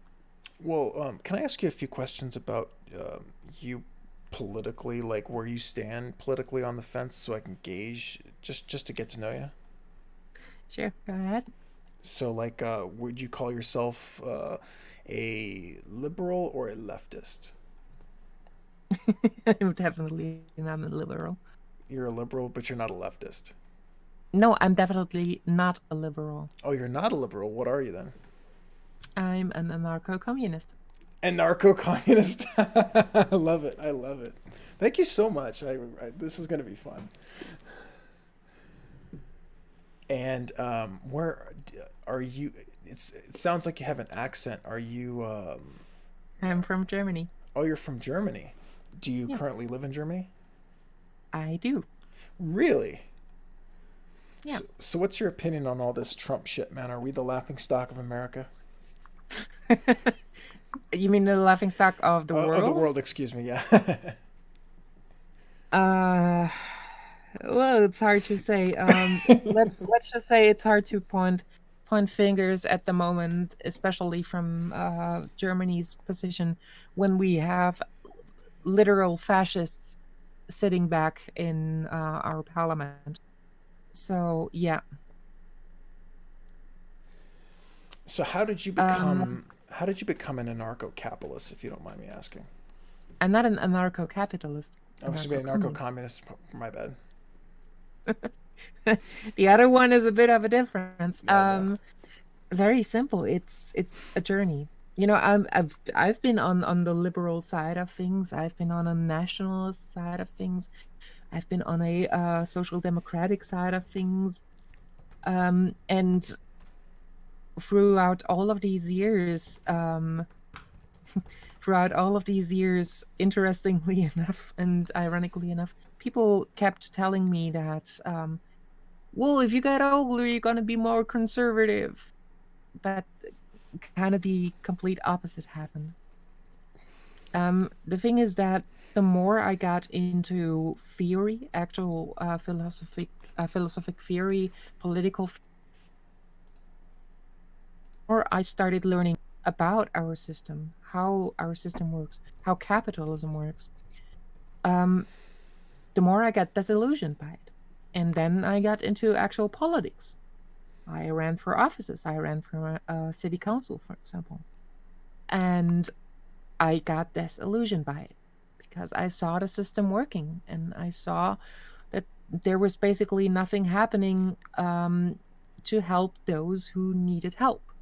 And yeah, the more I read actual theory, the more I understood about the political system, about what was going on, the more I understood what Marx, for example, meant when he said from each according to their abilities to each according to their needs.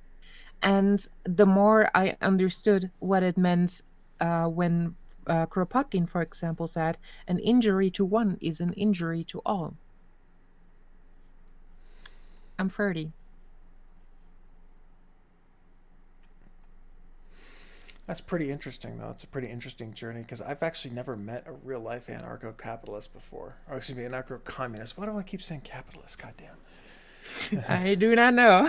So I'm going to read the Wikipedia definition of anarcho-communism, and I want to know if you agree with everything on it, just to have a You little can fun. just ask me. I can just explain you I know, but because just because it's funnier because the this way. base, yeah, the base of it is the one that I just mentioned, Peter Kropotkin, who said that an injury to one of us is an injury to all of us. But you will actually find that there's quite a lot of anarcho-communists or communists on Twitch already streaming. See, I didn't even know. I just started streaming Twitch, and I wanted to be I a. figured. Yeah, I just started. Well, I streamed a few years back, but never consistently. But so you are advocating for the abolition of state capitalism, wage labor, and private property. Would that be an accurate statement? Correct. And even further than that, communism also advocates for the abolishment of commodity exchange. That's kind of missing there. So, wow. Yeah, it's a hard one to swallow. I know. I know, right? Well, so getting back to like Antifa stuff, right? So I'm all for, you know, people fighting Nazis in America, right? I think, or white supremacists, fascist people. I'm all for that. My question, though, is do you think that in a society such as like America, because you are from Germany, right? So you don't quite Yeah. understand the American, I guess, psyche, right? There's this psyche in Oh, America. don't mistake that. Just because I'm from Germany doesn't mean I can understand the mentality of other of people in other countries. Of You course, know, just because, for example, I'm not from Brazil doesn't mean I cannot care or know anything about the rainforest. of course, and I'm not saying that you can't understand it and embrace it, but there's still some elements that you may not fully like. For instance, I can never know what it's like to live and be a German until I live and be a German. But I can learn a lot about it. Mhm. But one of the things you do need to understand about like how American culture is that in our society, the it's not what you say, it's how you say it in American society. You can ask for almost anything in America as long as you approach it in a situation that conforms to the person or persons you're trying to influence.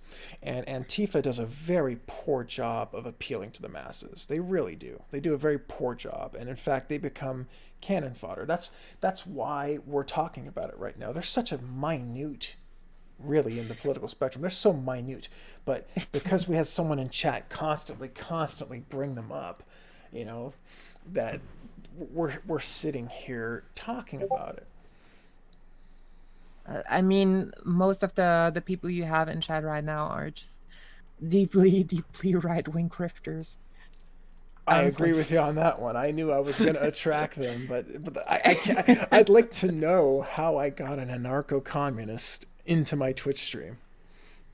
Well, because simply because of that, because of the fact that so many people of that kind are present often, is the same reason that I got into streaming on Twitch, because um, we have to take those spaces back.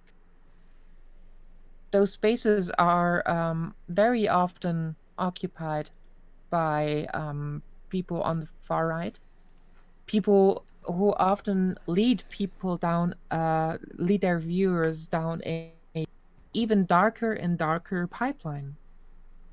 You can see that perfectly in people like Carl Benjamin, aka Sargon of Akkad on YouTube, or Paul Joseph Watson, and so on. And then they lead to people like Stephen Molyneux, who's Oh, those guys are pretty pieces of much shit. already who's pretty much already a borderline fascist. And but this goes further and further. And then in the end, you have something like in Germany, what was happening in Halle a few months ago or a few weeks ago, where a neo-Nazi actually fucking commits a terrorist attack and kills people because of those ideologies. And that is the reality of things. That is where we stand. Just the same as in El Paso. That was not someone with a mental health issue, as Trump put it. That was a neo-Nazi. That was a fascist committing a terrorist attack. And I think that is exactly the problem. That is exactly where we are. So, And may I interrupt you for just 1 second? You said something very yeah, powerful that I want to bring up. You said we need to take these spaces back. yeah. I kind of agree with you on that one. I wouldn't use the words take these spaces back, but I do think we should definitely start fighting for some ground, some equal footing, because the right has brought up, they've won a lot of propaganda wars, and things of that nature. Oh, hey, Fatty McBoom, welcome to the Discord, bro. He wants to ask you a question, Kiara. Is that okay? Okay, go ahead. Can't hear you, bro. Your mic went hot, but we couldn't hear you.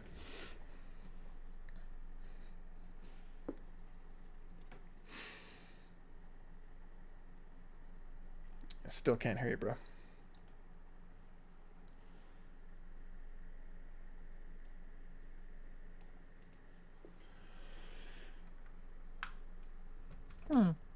Interesting question. I know, right? Yeah, your mic is still. Yeah, you're queuing up your mic, bro, but we can't hear anything. Try logging out of Discord, checking your mic settings, and logging back in.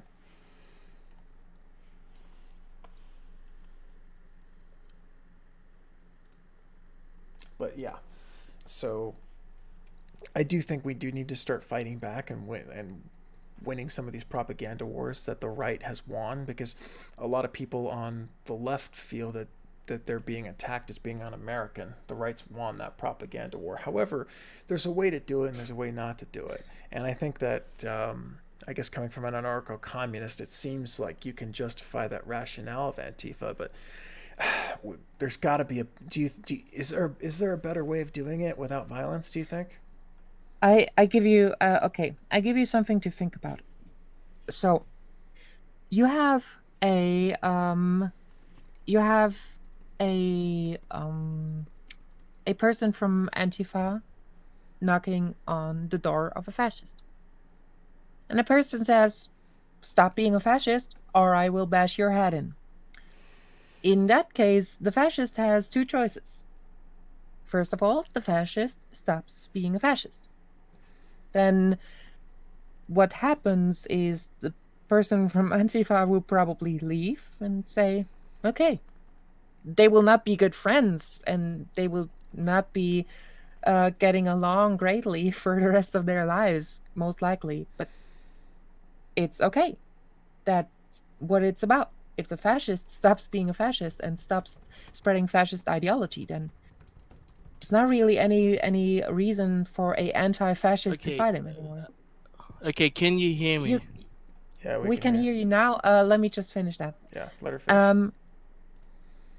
If the fascist doesn't change, then the person from Antifa will probably bash his head in, and that's it.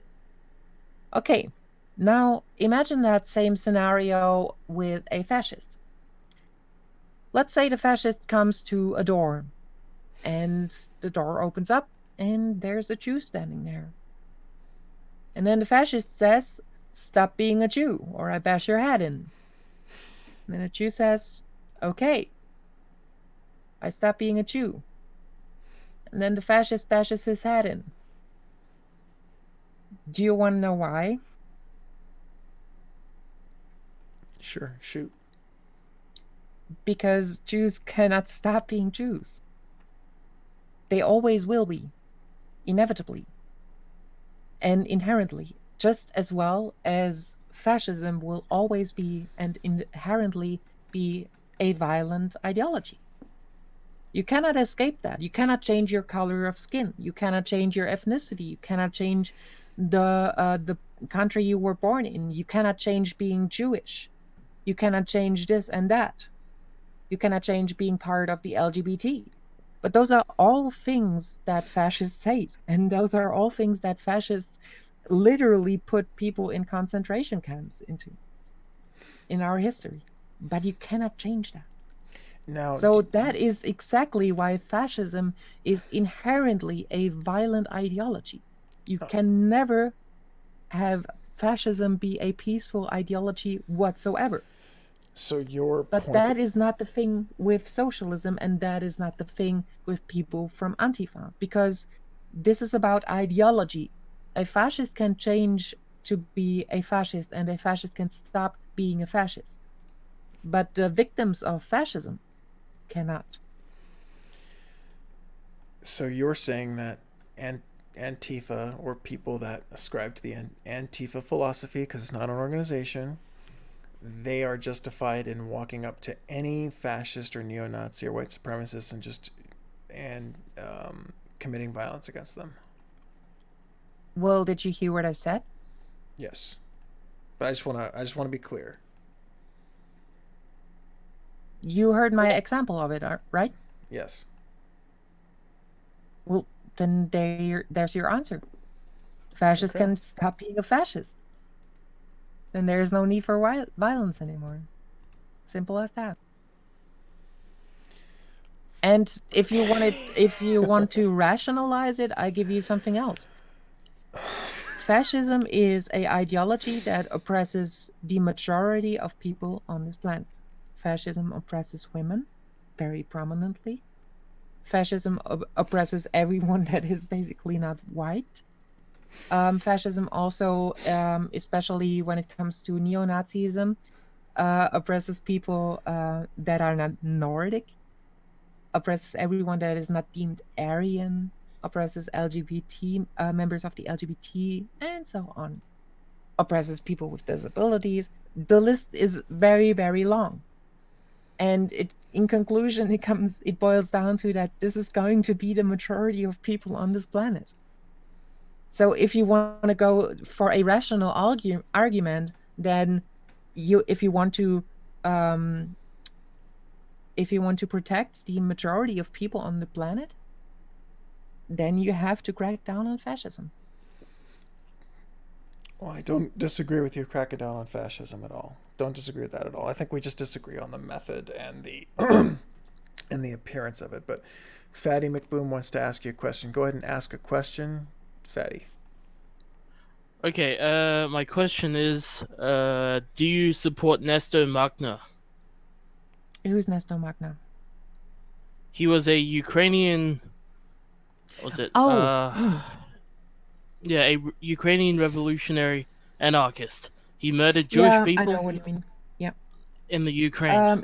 It didn't really last very long because Trotsky swept in with the Red Army and sadly put down the attempts of building that anarchist society. But yeah, I probably don't know that much about it because it was very short-lived. Yeah. Also, can I point out a few things? So you're talking about people with disabilities, right? Yep. Okay, so I have high-functioning autism, right? Okay. So-called, as you say, so-called fascists. There's I see no modern fascism at all, anywhere. And people with disabilities, we do a lot of stuff, No, in I've work and challenged her everything. on Like her we beliefs. we don't need I don't believe in someone to just being talk for violent. us. Like that's what I'm feeling right now. You're trying to say that you speak for everyone with disabilities, but you don't. Did I say that? That's what you said. That's what I heard. Did And also Marcus? Did people, I say that I speak you for know, people with and, disabilities? No, and she also didn't. people was it, and also There we go. that, and also the whole people of color thing, right? There's Yeah. people of color who are African American, who are like Chinese or Japanese or whoever. They're also on the right side, right? Right, left, who cares? Like So. yeah. But as I'm saying, modern fascism doesn't exist. Antifa is a Uh-huh. violent organization. Like you can't just say it's not. Okay. The So the you would. wait. No, I'm not done yet. Like the whole abuse of the elderly people. That's what they did. Like wearing masks in protests. Like why? Like seriously, what are they hiding? Like they say they fight for rights, and yet anyone who doesn't agree with them, they get attacked. Anyone who doesn't agree with them. Do you agree with them? No, I don't agree with Were you Antifa attacked? because Antifa is stupid. Were you attacked by Antifa? No, no, but my Well, friend then was. there you go. Already What's your friend? wrong. You said anyone who doesn't agree with them gets attacked. See, there, proved you wrong. No, you didn't prove anything wrong or right. Well, you created an absolute. You said anyone. And you also the weren't whole attacked. You feminist. disagreed with them and you weren't attacked. There you Wait, go. and also the whole Fatty, feminist. you've asked your question. Let her respond. Wait, no. No. You're in Because I my Discord. disagree with stuff. Let her respond. Because of the whole feminist I'm movement. No. Let her respond, or I will mute you. Oh, okay. You want to talk? You want to mock me? But as I was saying, right? No. You're done. You're done. Let her talk. Let her respond. Okay, so first of all, just because you don't see something doesn't mean it's not there. You will probably not be able to see the Andromeda galaxy with your own eyes in the night sky. Does that mean it's not there every time you look up in the night sky? No, it just means you can't see it.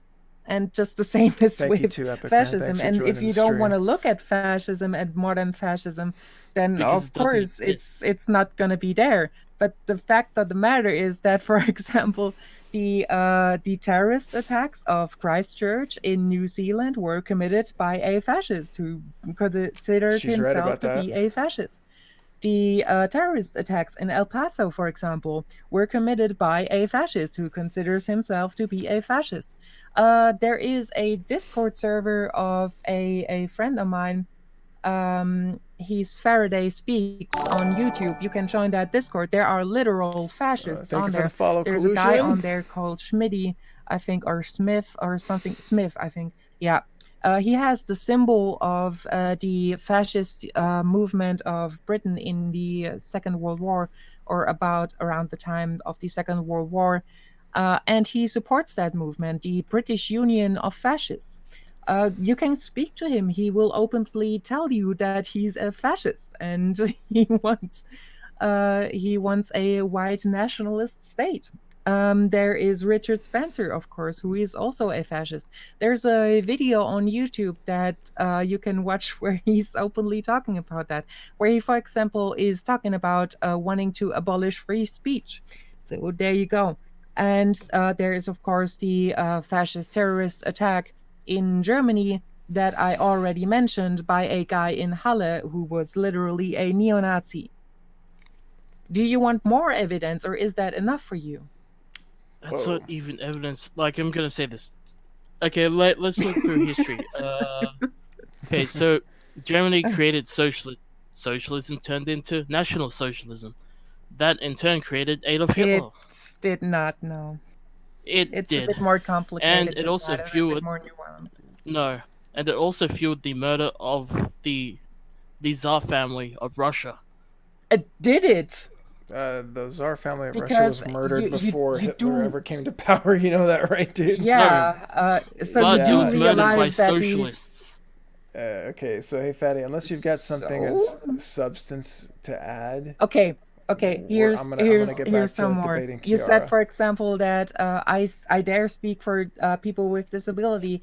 Well, here I am sitting, a person with disabilities. Yeah. Huh. What are we gonna do about that? And there's, of course, the thing that you said, well, socialism turned into National Socialism. Well, no, it did not. That's a Because 4chan meme, bro. the fact Did, of the but matter is that the okay. Nazis were never socialists pretty much to begin with. In fact, Uh, there is a pamphlet from a guy called Otto yes, yes. Strasser that is entitled "The Socialists Are Leaving the NSDAP." Do you know that? In what He context? was a member of the NSDAP, along with his brother Georg Strasser, who was killed in the so-called Night of the Long Knives. Are you familiar with that? Yes. Well, you see, the Night of the Long Knives was also called the Ernst Röhm-Putsch. Do you know why it Wait, was wait. called Here's a question. Where do you get your sources from? that? Are you serious? I mean, you can Yeah. look it up on Wikipedia, for example. I Oh, can of send you a course. link so you can read up on it. The worst But place to I get can send you the information from. pamphlet. Come on, let's Like look the up the pamphlet. worst I place to mean, get information in from. all due respect, dude, you said that Hitler caused the Tsar Right. family to be assassinated. No, I that's said what- socialism did that. No, you Socialism said the you Nazis. you the entire literally said revolution. Hitler did it. I'm just fucking No, with I him said at that point. socialism fueled the revolution in Russia. So I appreciate you chiming in, bro, but I want to finish her trying to change my mind here. So go ahead and sit tight. Like you're going down the exact wrong path. Dude, Like- she wants to change my mind. I want to see if she can. Right now, she hasn't done so yet. She hasn't. Like She probably won't. But the whole anarcho thing is a failed system. It's a corrupt system. Why? Wait, Like wait. any Why anarchist do you can think? fight Why for do you left and think? right. we're gonna finish our Why conversation. do you think thanks it's for a failed dropping system? in. All right. Right? Okay. Anarchists can fight for left and right. Yeah, they can. That's why anarcho-capitalists exist. But I'm not anarcho-capitalist. But that's You know the what basic you're rules of basically saying. anarchism, right? Or you know what how anarchism defines itself, right? I've seen the things that have happened in the Ukraine, which doesn't really help the whole anarchist thing. How is anarchism defined? And which case of anarchism are we talking about, by the way? Because there's, for example, anarcho-mutualism, there is anarcho-syndicalism, there's anarcho-communism, there's And anarcho-capitalism, also, there's don't use anarcho-communalism. Wikipedia as a source. Wikipedia isn't a source. The It's source are the bullshit. sources. The sources in Wikipedia, pretty much. And I No, told you Wikipedia about is the pamphlet bullshit. of Otto Anyone can Strasser, edit and there are Wikipedia. there are so a bunch seriously, of good historical anyone can books edit if you Wikipedia. want to Like, read. Hey, if guys, I go on the guys, website guys, now, we're getting off Okay. track here, I could guys. edit the entire Hey, website. Fatty. I could say that anarchism is the asset.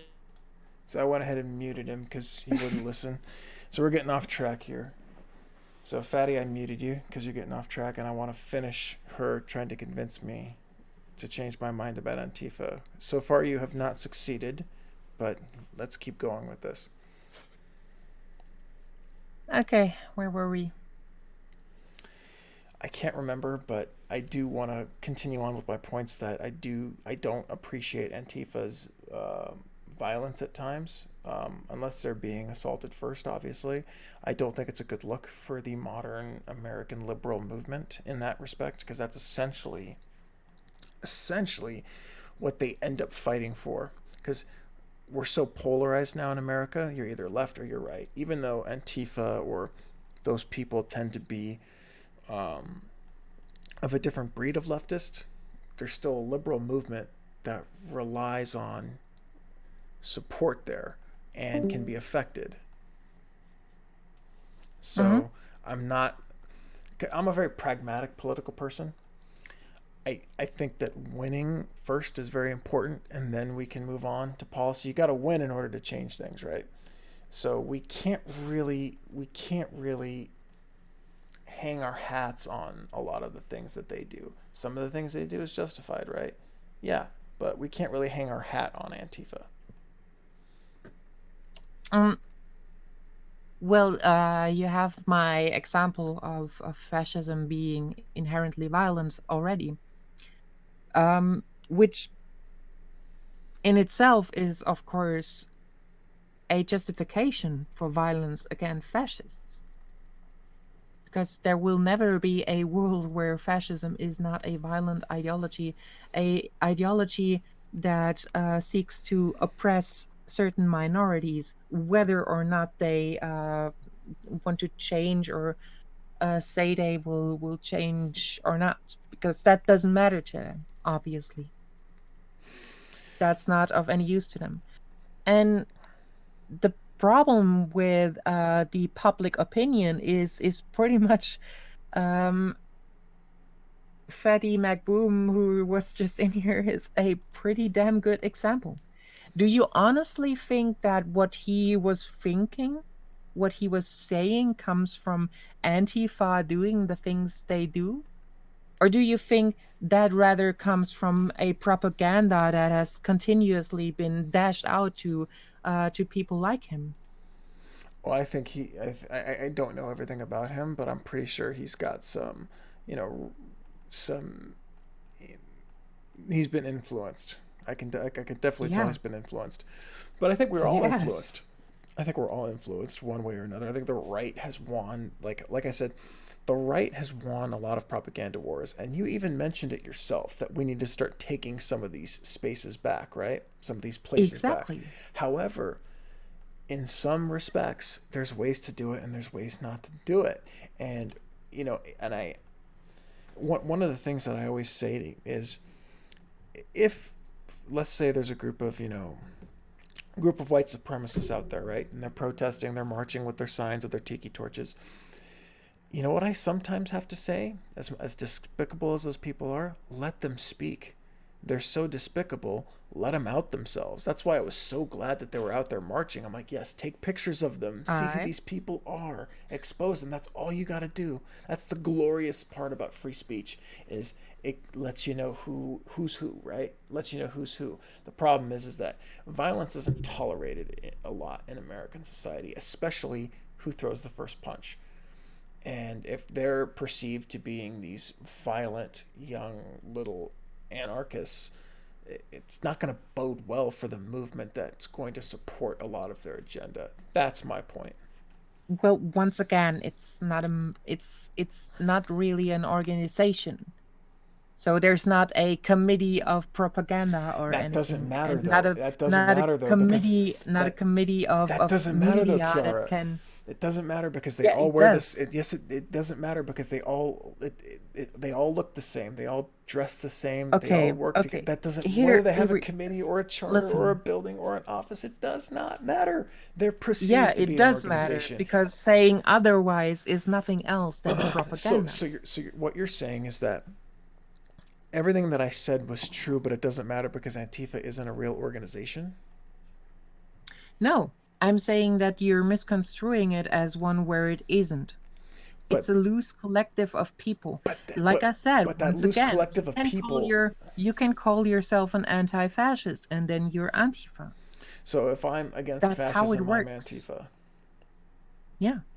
If you're fighting against it's simple as that. If you're But fighting against fascism, you're an anti-fascist, you're part of Antifa. but the Welcome. but the point I'm trying to make, you haven't addressed my point here, and my point was that how you do things is not going to bode well for the movements that are going to support you. And this is what I'm trying to tell you.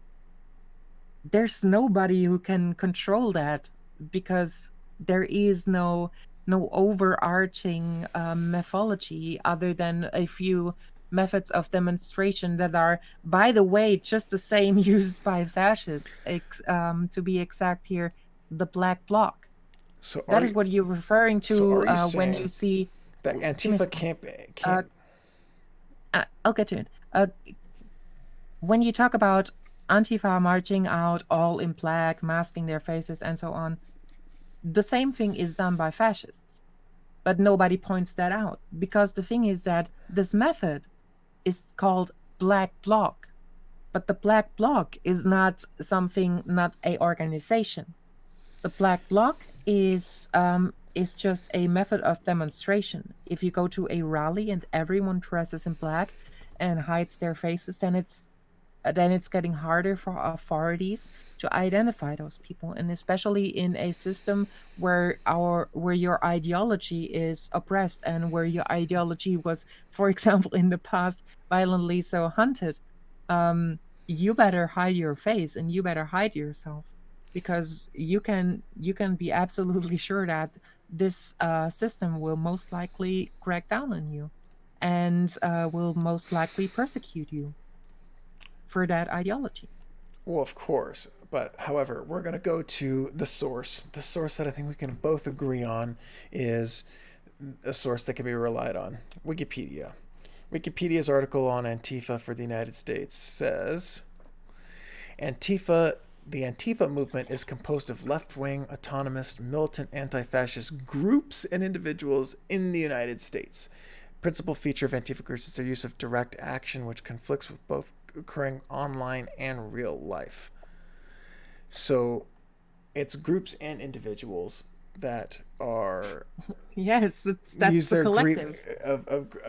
so clearly that there's some organization there, because I've seen them on No, there's Facebook no groups. hierarchy. There's no But that doesn't mean leadership. but that doesn't mean anything when they're, we have to understand.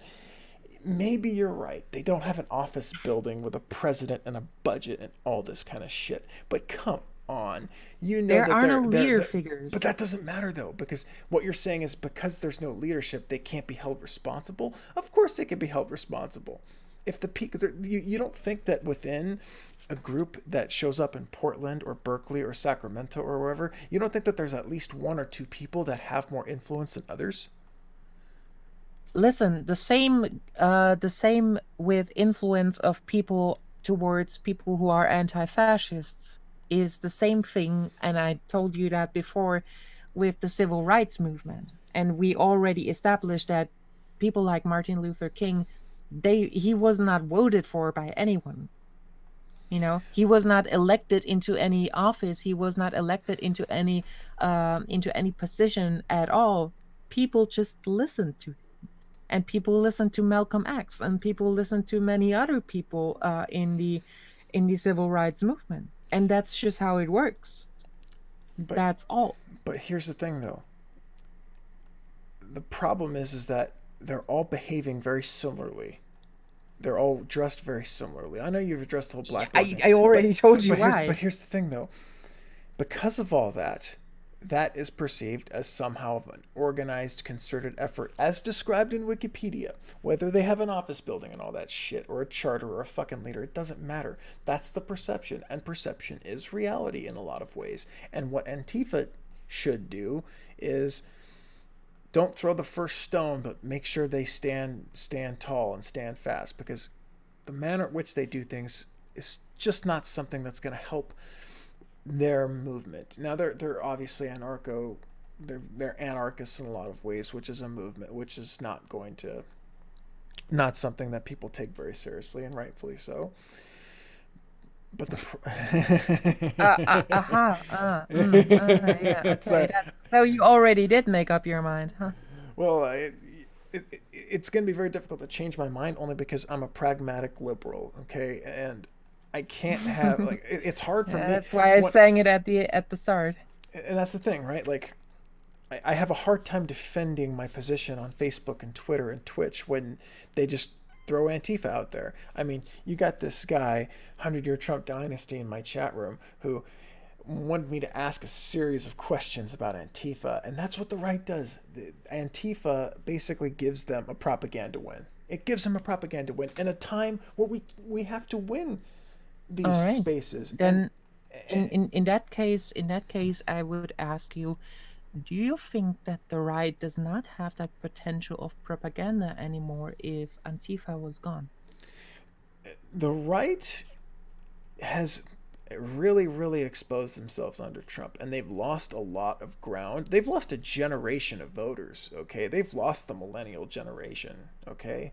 They're done because of him. I don't think people realize that. Trump would still win in the current polls against any liberal candidate. That's only because incumbents are so hard to beat. I covered this on an earlier stream. The only one who could win he against barely- him is a he- socialist. He barely beat Hillary, though. He barely won by 80,000 votes. So it's not like he claimed this. He got very lucky. He went up against a candidate that had all this fucking baggage and shit like that. Yeah, so. but both Warren and Biden will completely lose to Trump. So obviously it didn't really change. Well, Sanders can beat Trump. I just don't think he will. I think that being an incumbent has power, but like I said, it's apples and oranges here. I don't think he will beat him either, because I don't think he will win the primaries to begin with. And then Trump will be elected for another term. So you're not completely right if you say that his influence or their influence has dwindled, right? No, I'm saying that he has lost an entire generation of voters. He's lost the millennial voters. Most of them aren't going to vote for him because he's perceived as being this evil, awful, racist, bigoted piece of crap, which he mostly is. But the problem is that movement is going to. You make up the point of we need to keep winning these spaces. We're not going to win the protest space with the tactics that Antifa uses. We're just not going to do that. Now, I'm not going to. That is not about winning these spaces more than it is about getting fascists away from them. I cannot win this Twitch battle on this Twitch chat with some of these right-wingers because of Antifa. If I have to spend all this time talking about them, I can't win. I can't win.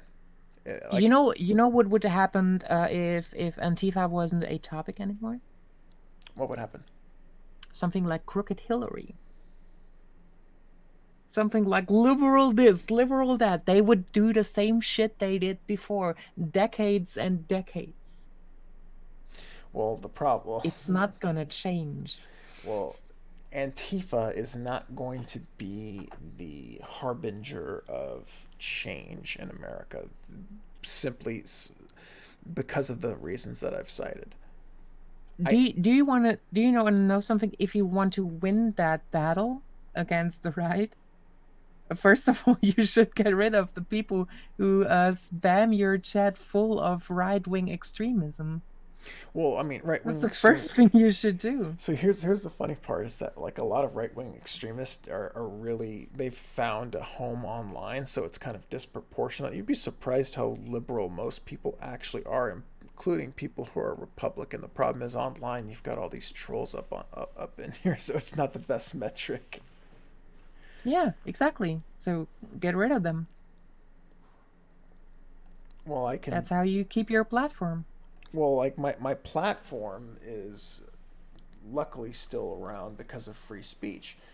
And I'm a free speech guy. And as despicable as I think people like neo-Nazis and white supremacists are, let them fucking speak, man. I'd love to know who they are. Because now those people can't even get jobs anymore if they find out you're racist, which I think is, that's a whole nother topic for a whole nother day. Yeah, and right now there is a legislation being passed by those racists in the Supreme Court, or being discussed, to exclude people of the LGBT community from the civil rights protections, which means they can be fired again for just being members of the LGBT community. Yeah, that's horrible. Which means they will lose their jobs for that. And that is a legislation by racists. Ta-da! Is that freedom of speech in that case as well? Are you sure? Say what? Is that freedom of speech in that case as well? Is what the legislators making a decision, is that freedom of speech? And that's called democracy. Democracy sometimes sucks. No. That specific decision. Is that freedom of speech? No, that's a decision made by a legislature or a Supreme Court. But it's still discriminatory, right? Of course, but I wouldn't call that free speech. There you go. That's the result of elections, though. That's the result. Like, elections have consequences. And here we are again with the same paradox, because people of the LGBT community cannot change to be people of the LGBT community.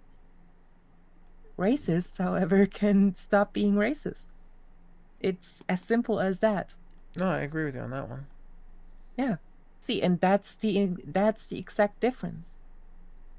If you want to have the moral difference, for example, when people always used to say, or people always like to say and pretend, oh, Antifa is not better than the fascists. Well, yeah, Antifa is better than the fascists.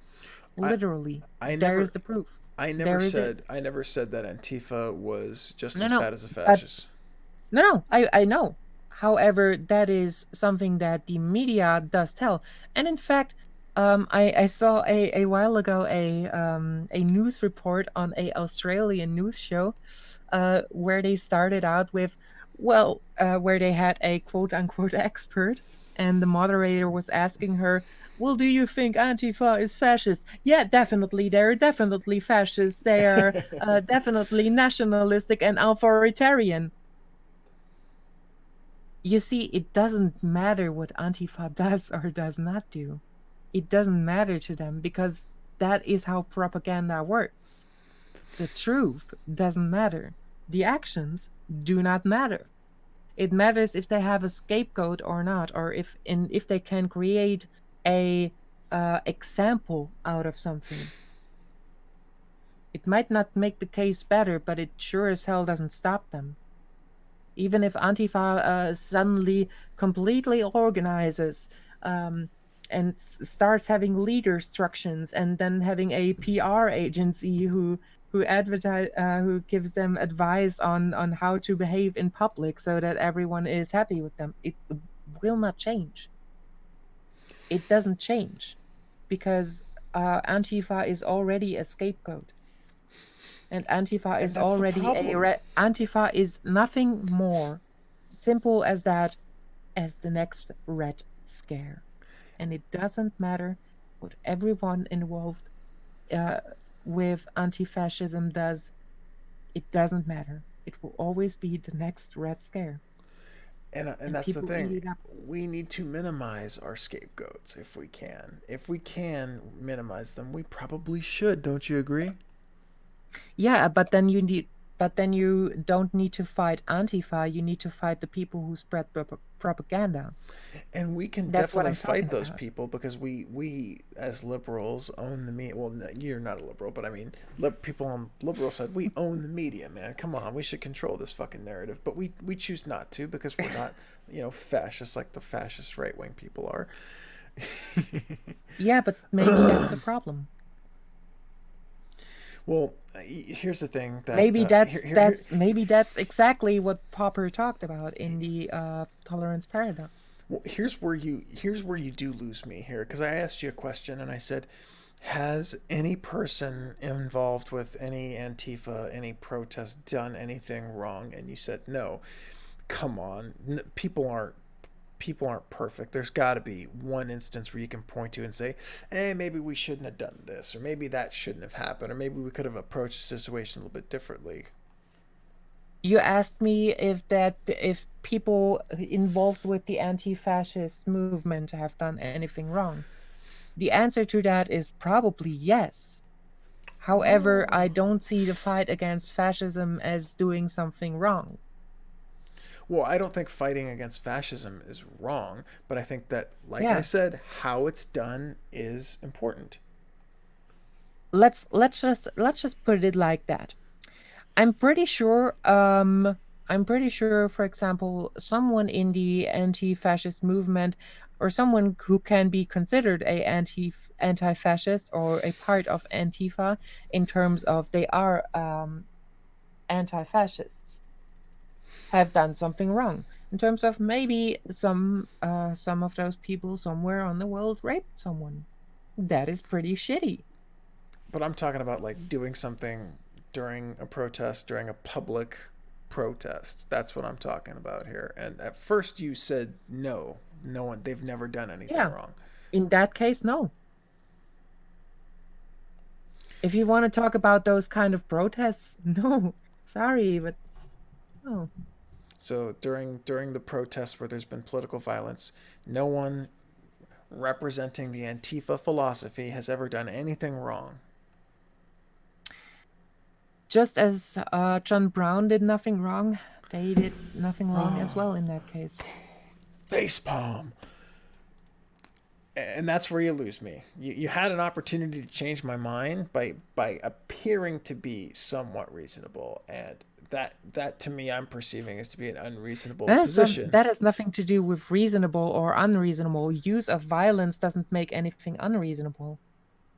Use of unprovoked violence is perceived as unreasonable in American society, and if you are perceived as unreasonable, you are unreasonable. Well, in that case, the American police should be considered hella unreasonable, but it's not, is it? The American military should be considered hella unreasonable, but it's also not, right? Oh, like I said, we can do the whole whataboutism all we want, but you came in to talk about Antifa, so we're going to talk about Antifa here. Yeah, but you have to consider that because the state has the monopoly on violence. Always. Well, of course. I mean, they've got the police with the guns. Yeah.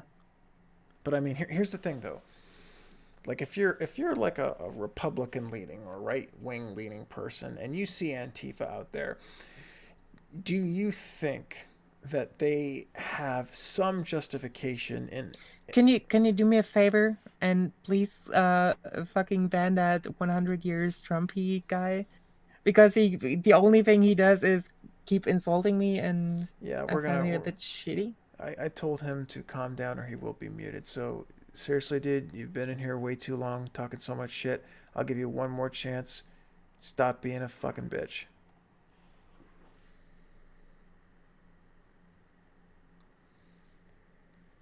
So anyways,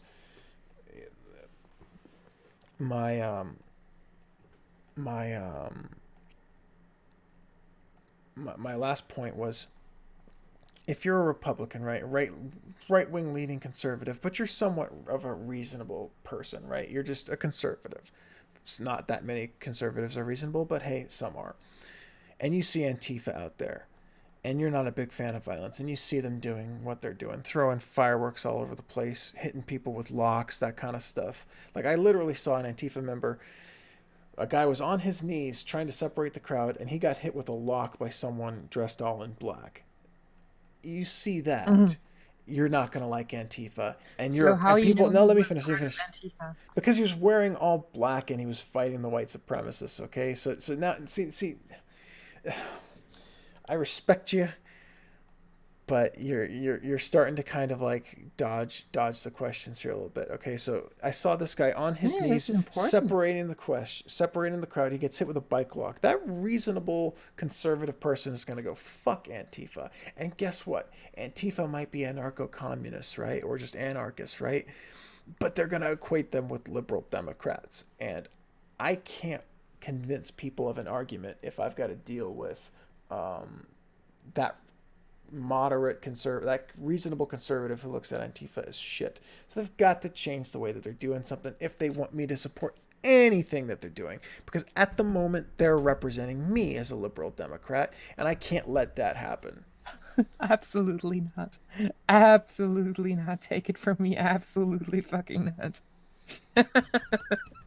In fact, they would fucking hate your guts. Why would they hate my guts? You're a capitalist. Yeah, well, we could definitely have a conversation on that. But here's the thing, though.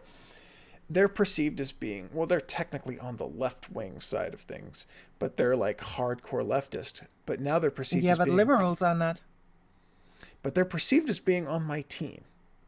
And that's a bad thing for me. Yeah, exactly. They are perceived as being on your team. And perception is reality in American politics. People aren't that smart in this country. You're from Germany. You should know that. All right. Yeah, I absolutely know that. And that is the problem in your country. That is not the problem of Antifa. If that is the thing, then you should change the mentality of your country and not work on Antifa.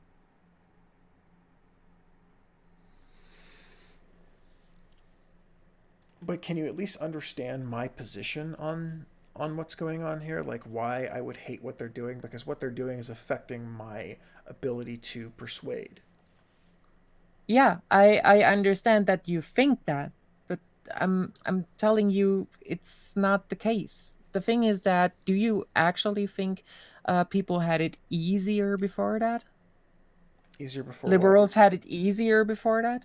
Was that the case? We had it You pretty. sure? We had it pretty freaking easy. With for example, with the president like Clinton, you sure you had it Well, easy in Clinton that wasn't case? that much of a liberal, but I mean, like I said, He was perceived as one. what are we supposed? What he was a freaking centrist. He was center right economically and center left socially. And again, But what you said, he was perceived as one. but it doesn't change the fact that me as a liberal capitalist is being affected by anarchists who are causing a lot of violence or participating in a lot of violence. I think is a better way of saying it.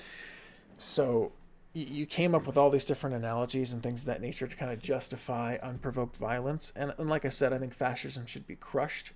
But we live in a society where people can express their views. Like, I can walk up and burn a flag. People may not like that, may respond differently to it, but I have every right to do that. I'm all for burning flags. Go burn a flag. The thing is that, you know, in Germany, there's a law against fascism. You cannot openly support fascism. You cannot openly support fascist and especially Nazi propaganda. You cannot do Man, that. you can't If you even do that, you will. you can, If you do that, you will go to jail. yeah, you can't even goose step in Hopefully. public. I hear, right? Can't No, even. that's not true. Well, I heard about But that. yeah, but that's not true. But you cannot do the Hitler salute in public, and so on. And that's a free Well, speech. That's a free speech do you problem. think, do you think, and I heard I heard some people actually say that, do you think, for example, that makes Germany more authoritarian, more oppressive? Do you think people are therefore less free in this country and we are worse off? Do I think that people are worse off because they can't do the Nazi salute? I think people are worse off when the government tells them what they can or cannot say. I do think that makes you worse off. I do think that Can you go out in public and openly call for the lynching of black people in the street in the USA? you cannot Or advocate will for you be violence. arrested? Yeah, that's advocating for Well, then, violence. well, there you already go. That's the limits of free speech, and So free speech always has its limits because, as of course I it does. already said earlier, But doing a Nazi salute freedom of is speech not doesn't calling for mean freedom violence from per se. consequence. It represents someone who is violent, right? Like I hate No, I but think Nazi propaganda does, and well, that's also well of course forbidden in Germany well of course like under the law of calling for Article the slaughter of 30. Jews. Yeah, if you walk around saying all Jews should be murdered, you should be arrested for that. You can't call No, for violence. that's not what I mean. I mean Nazi propaganda, and it eventually leads to that. We know it. We've seen it. So we can't play slippery slope because then we're no better than the conservatives. Come on. I don't like the, well, we're no better than the argument, because like I said earlier, people keep telling me that, well, if you support Antifa, then you know better than the fascists and they're not better than it's stupid, and it's also just whataboutism. Okay, well, let me ask you this one question. Tell me one thing Antifa has done that has made things better for people like me to fight for causes they might agree with. What do you mean by people like you? Okay, so the closest thing Antifa has to an ally in this country is people like me. That is not true. Okay. Let's hear it. Okay.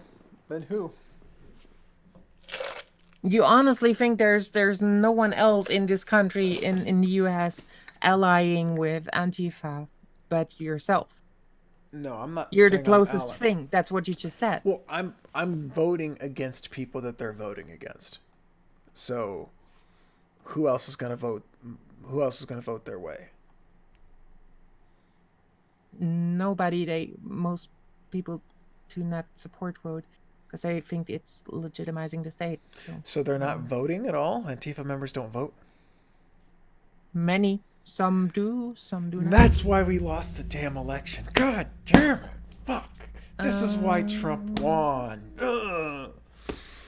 What I need you to do right now is I need you to go into the Antifa office building that does exist. I know that you're hiding it. I need you to go in there and I need you to register all of them to vote for 2020. Are you with me? No. In fact, I will tell them that their vote is basically for the ass, especially in the US.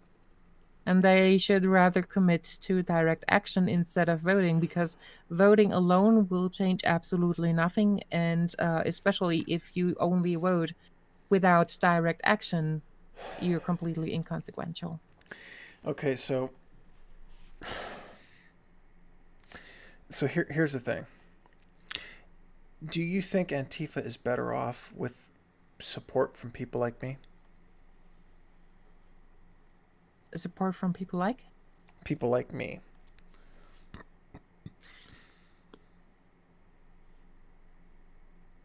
I'm not sure it's absolutely necessary. It's not necessary? Okay. So here's the problem. When Antifa goes and has a violent altercation with right-wingers, it makes people like me, it makes it more difficult for people like me to convince people to vote for the people that I want to vote for. And eventually the fascist right-wingers get voted into office. So yeah, but again, that's not the fault of people who commit to the cause of anti-fascism. They don't make it easier, is what I'm saying. They don't make my job easier. Well, if you want to go to the people who make your job harder, then again, you have to go to the people who come up with right-wing propaganda. Yes, and what we do in a civilized society is we go to the polls and we vote. And I can't get more people to vote for me against those right-wingers if there's people who are perceived to be on my team running around throwing fireworks at people for no fucking reason. If they stop tomorrow, they will come up with another explanation why you shouldn't be voted for. They will pull out crooked Hillary out of their head or pull something else out of their ass, because that's what they do. It doesn't matter if it's Antifa or something else, or if it's, for example, Muslims. They will say you're involved with Muslim terrorists and you're supporting Muslim terrorists because you're supporting immigration. You just contradicted yourself, because you just said that, oh, you can't do this because of this, because this will happen. And now you're saying you have to support Antifa. Antifa has to exist, or they'll just find another reason to. That's right-wing ideology. Come on. Listen, I never said you have to. I never said you have to. I never said you have to support it. You can do so if you want to, and you can just not if you want to as well. You wanted me to change your mind. I'm giving you a few. I'm giving you a few facts on the matter. Oh, I've definitely learned some stuff here. I've definitely learned some stuff. But I'm sorry. The thing is that the influence you make Antifa responsible for is something that Antifa doesn't have in the first place. Antifa isn't responsible for you having a harder time. Yes, they are. For you having a harder time bringing liberal politics to people in a country that mostly voted for a completely racist president. Let me explain. The voter base of Trump is mostly racist. That's why they voted for him, not because of Antifa. Let me explain something to you, okay? When Antifa does something, political violence, right, is involved in political violence, and that shit gets shared on YouTube. It gets posted up on every single Facebook. Every conservative posted on Facebook, and they all like it, and they talk about it on Twitter, and Antifa this, that has influence on an election. I guarantee you there is some guy in Ohio sitting in his chair at least one person that saw an Antifa video and says, I can't be involved with that. I'm voting for the Republican. And guess who had an R next to his name? Fucking Trump. What So what do you know about the Dolchstoßlegende and the Reichstagsbrand? I have no clue what those are. I could barely pronounce them. Okay. So the Dolchstoßlegende is the legend of the dagger backstab. Pretty much, I don't know what it's called in English. Sorry. That was going around in Germany after Germany lost the First World War. And it was about the Social Democrats and the Socialists backstabbing the German people after the war, which eventually led to the German people losing the war. That's what that was about. Of course, to say that was never the case and that was complete bullshit, but sure as hell a lot of people believed it. And that legend that, the socialists and communists and social democrats were responsible for Germany losing the war, that went on to be something else in the end. And I guess you already know what that was. The scapegoats changed a bit, but it still stayed communists and socialists as the enemies. And then the so-called Reichstagsbrand happened. Reichstagsbrand meant nothing else other than the building of the Reichstag, the German parliament building at this time, and of course even today, was burned down. The action of burning this building down was blamed on a guy that was supposedly a communist, or at least that's what the NSDAP said. It didn't matter if he actually was, it didn't actually matter if he had any motivation in that kind, but he was blamed for it anyway, and the communists were blamed for it with it. After that, in 1933, Hitler rolled out the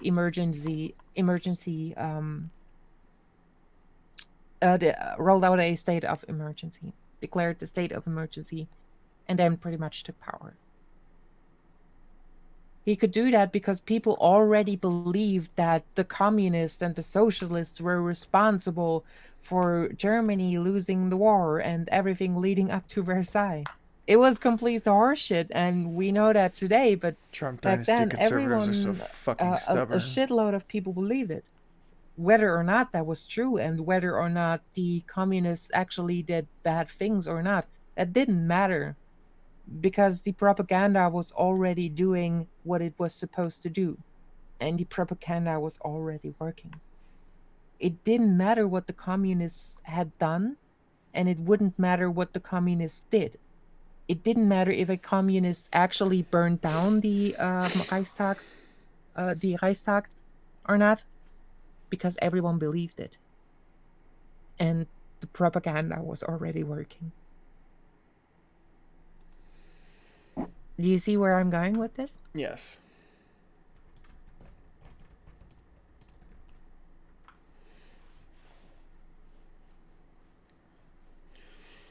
So unfortunately, I actually start wrapping things up here. It's getting really late on my end. I really wish we can continue, but let's yeah, I can barely fucking see my screen. Let's take a couple of I want to take another quick rapid fire AMAs for both of us to ask from chat. So chat, go ahead, rapid fire AMA for both myself and Kiara. See what we can get here. Have a little fun with this. Ooh, thank you for the follow. Thank you for the follow. Thank you both for the follow.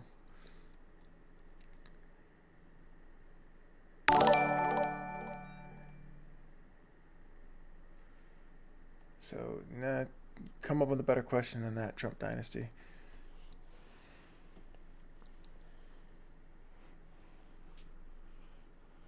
Oh, thank you, TR Musk.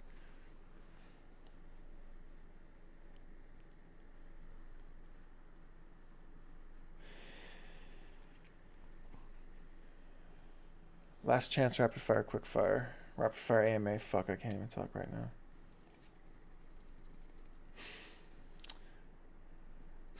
Alright, well, looks like that's going to be it.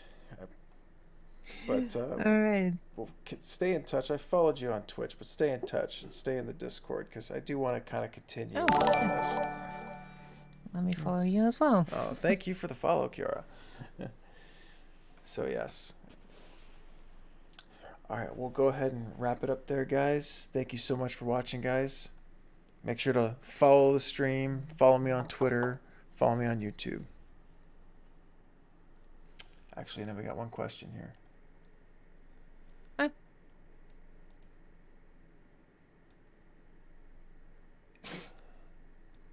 Yeah, I'm not gonna answer that. Does she think that Antifa is an organization? I kind of already told that for the last few hours. I don't know what that person listened to, so fuck that. Yeah, she's already kind of answered that question. Do you have anything else? Do you also try to look for this in your? Do I also try to look for this in your debates? What are you talking about? Equal ground?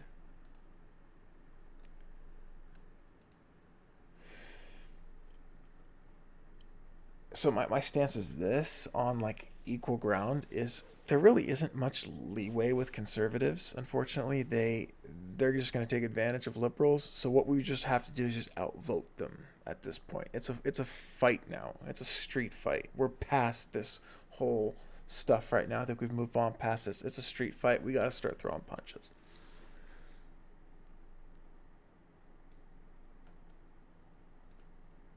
Got a question here. Why would wanting a recession for political gain be reasonable? I never said it was reasonable.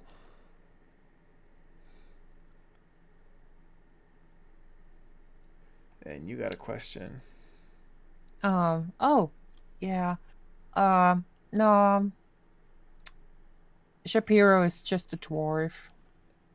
He needs to go back underground. He needs to go back where? He needs to go back underground. He needs to crawl back under the stone whence he came.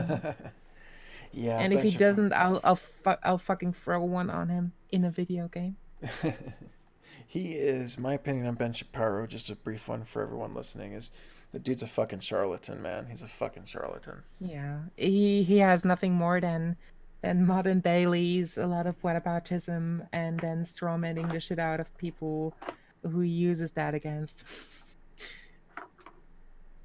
He's only good when he's doing his weird Q&A things in the university where he meets people who are not prepared in the same measure that he is. And once he encounters anyone else, well, we saw that what happened on BBC. That was pretty funny. Yeah, he got wrecked on BBC. Hell yeah, he did. All right, well, thank you so much, Kiara, for coming in and talking. Sure thing. I had a fun time. We'll see you. All right, so that is it for the stream, guys. Holy shit, we went 4 hours. But remember, guys, please follow the stream. Follow me on Twitter. Follow on YouTube. I'll post this whole stream on YouTube as well. We'll be doing this as often as we can. Hope we fulfilled your Thanksgiving wish of having a political discussion. So, Nightly 22, thank you for the follow, baby.